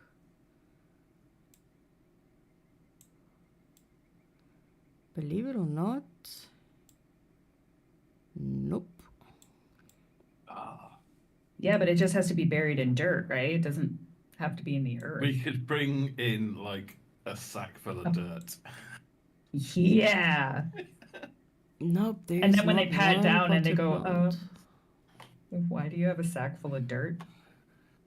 You know what? It's my comfort. It's from my home. Someone has to have high performance. Yeah. I just need to feel close to home every so often.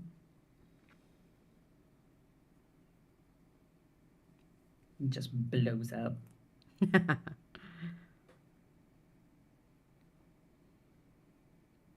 But yeah, Dan, welcome to me having useless facts, as you were seeing in chat. Oh no, that's cool. If it gets too much, just tell me to shut up. Oh no, that's cool. No, keep going, keep coming. Oh, I have useless facts all in my head. Most of them oddly medical. I guess working in medical makes medical facts happen What do you do? in your brain. I'm retired now medically because I have EDS, which is something called Ehlers-Danlos syndrome. Basically, my Okay. tendons aren't tendoning very well. Best way to describe it is like if your tendons are supposed to be an elastic band that's been pulled so that it stays tight, mine are like a loose elastic band. They're useless. They're not doing anything. So I have like hypermobility and hyperextension. I also have the wonderful thing of, you kind of saw a little bit of it last week, my back, on either side of my lower back. Again, best way to describe it. Have you ever had a leg cramp that wakes you up out of a dead sleep? Yeah, like in my calves In like and your feet. calf? Yes. Yeah. So imagine that on either side of your lower back all the time with no relief. That's my back. Yeah. So they were like, yeah, you can't work anymore because the amount of medical appointments that you need to go to make sure that you don't like mentally break, you just can't work. And I was like, okay, yay. So I have worked in, I've worked in an ER as a clerk. I have worked in a, wait, how did I put that one on there? Oh, I have worked in, I've worked in scheduling in a hospital, like the one who calls you and says, your appointment time. I can book you in. I have worked in a dental office, in the steri area of a dental office, and in reception in a dental office as well. I've worked, actually, also, as stupid as this sounds, I've also worked in, what's it called? Restoration of a, like just restoration, house restoration. So if it flooded, I would be the one who went in and started taking pictures and started cataloging the things that were destroyed on fires, in floods, that type of thing. I would create the floor plan in a program called Xactimate, and I would start sending off samples of this is what their hardwood was, or this is what their carpet was,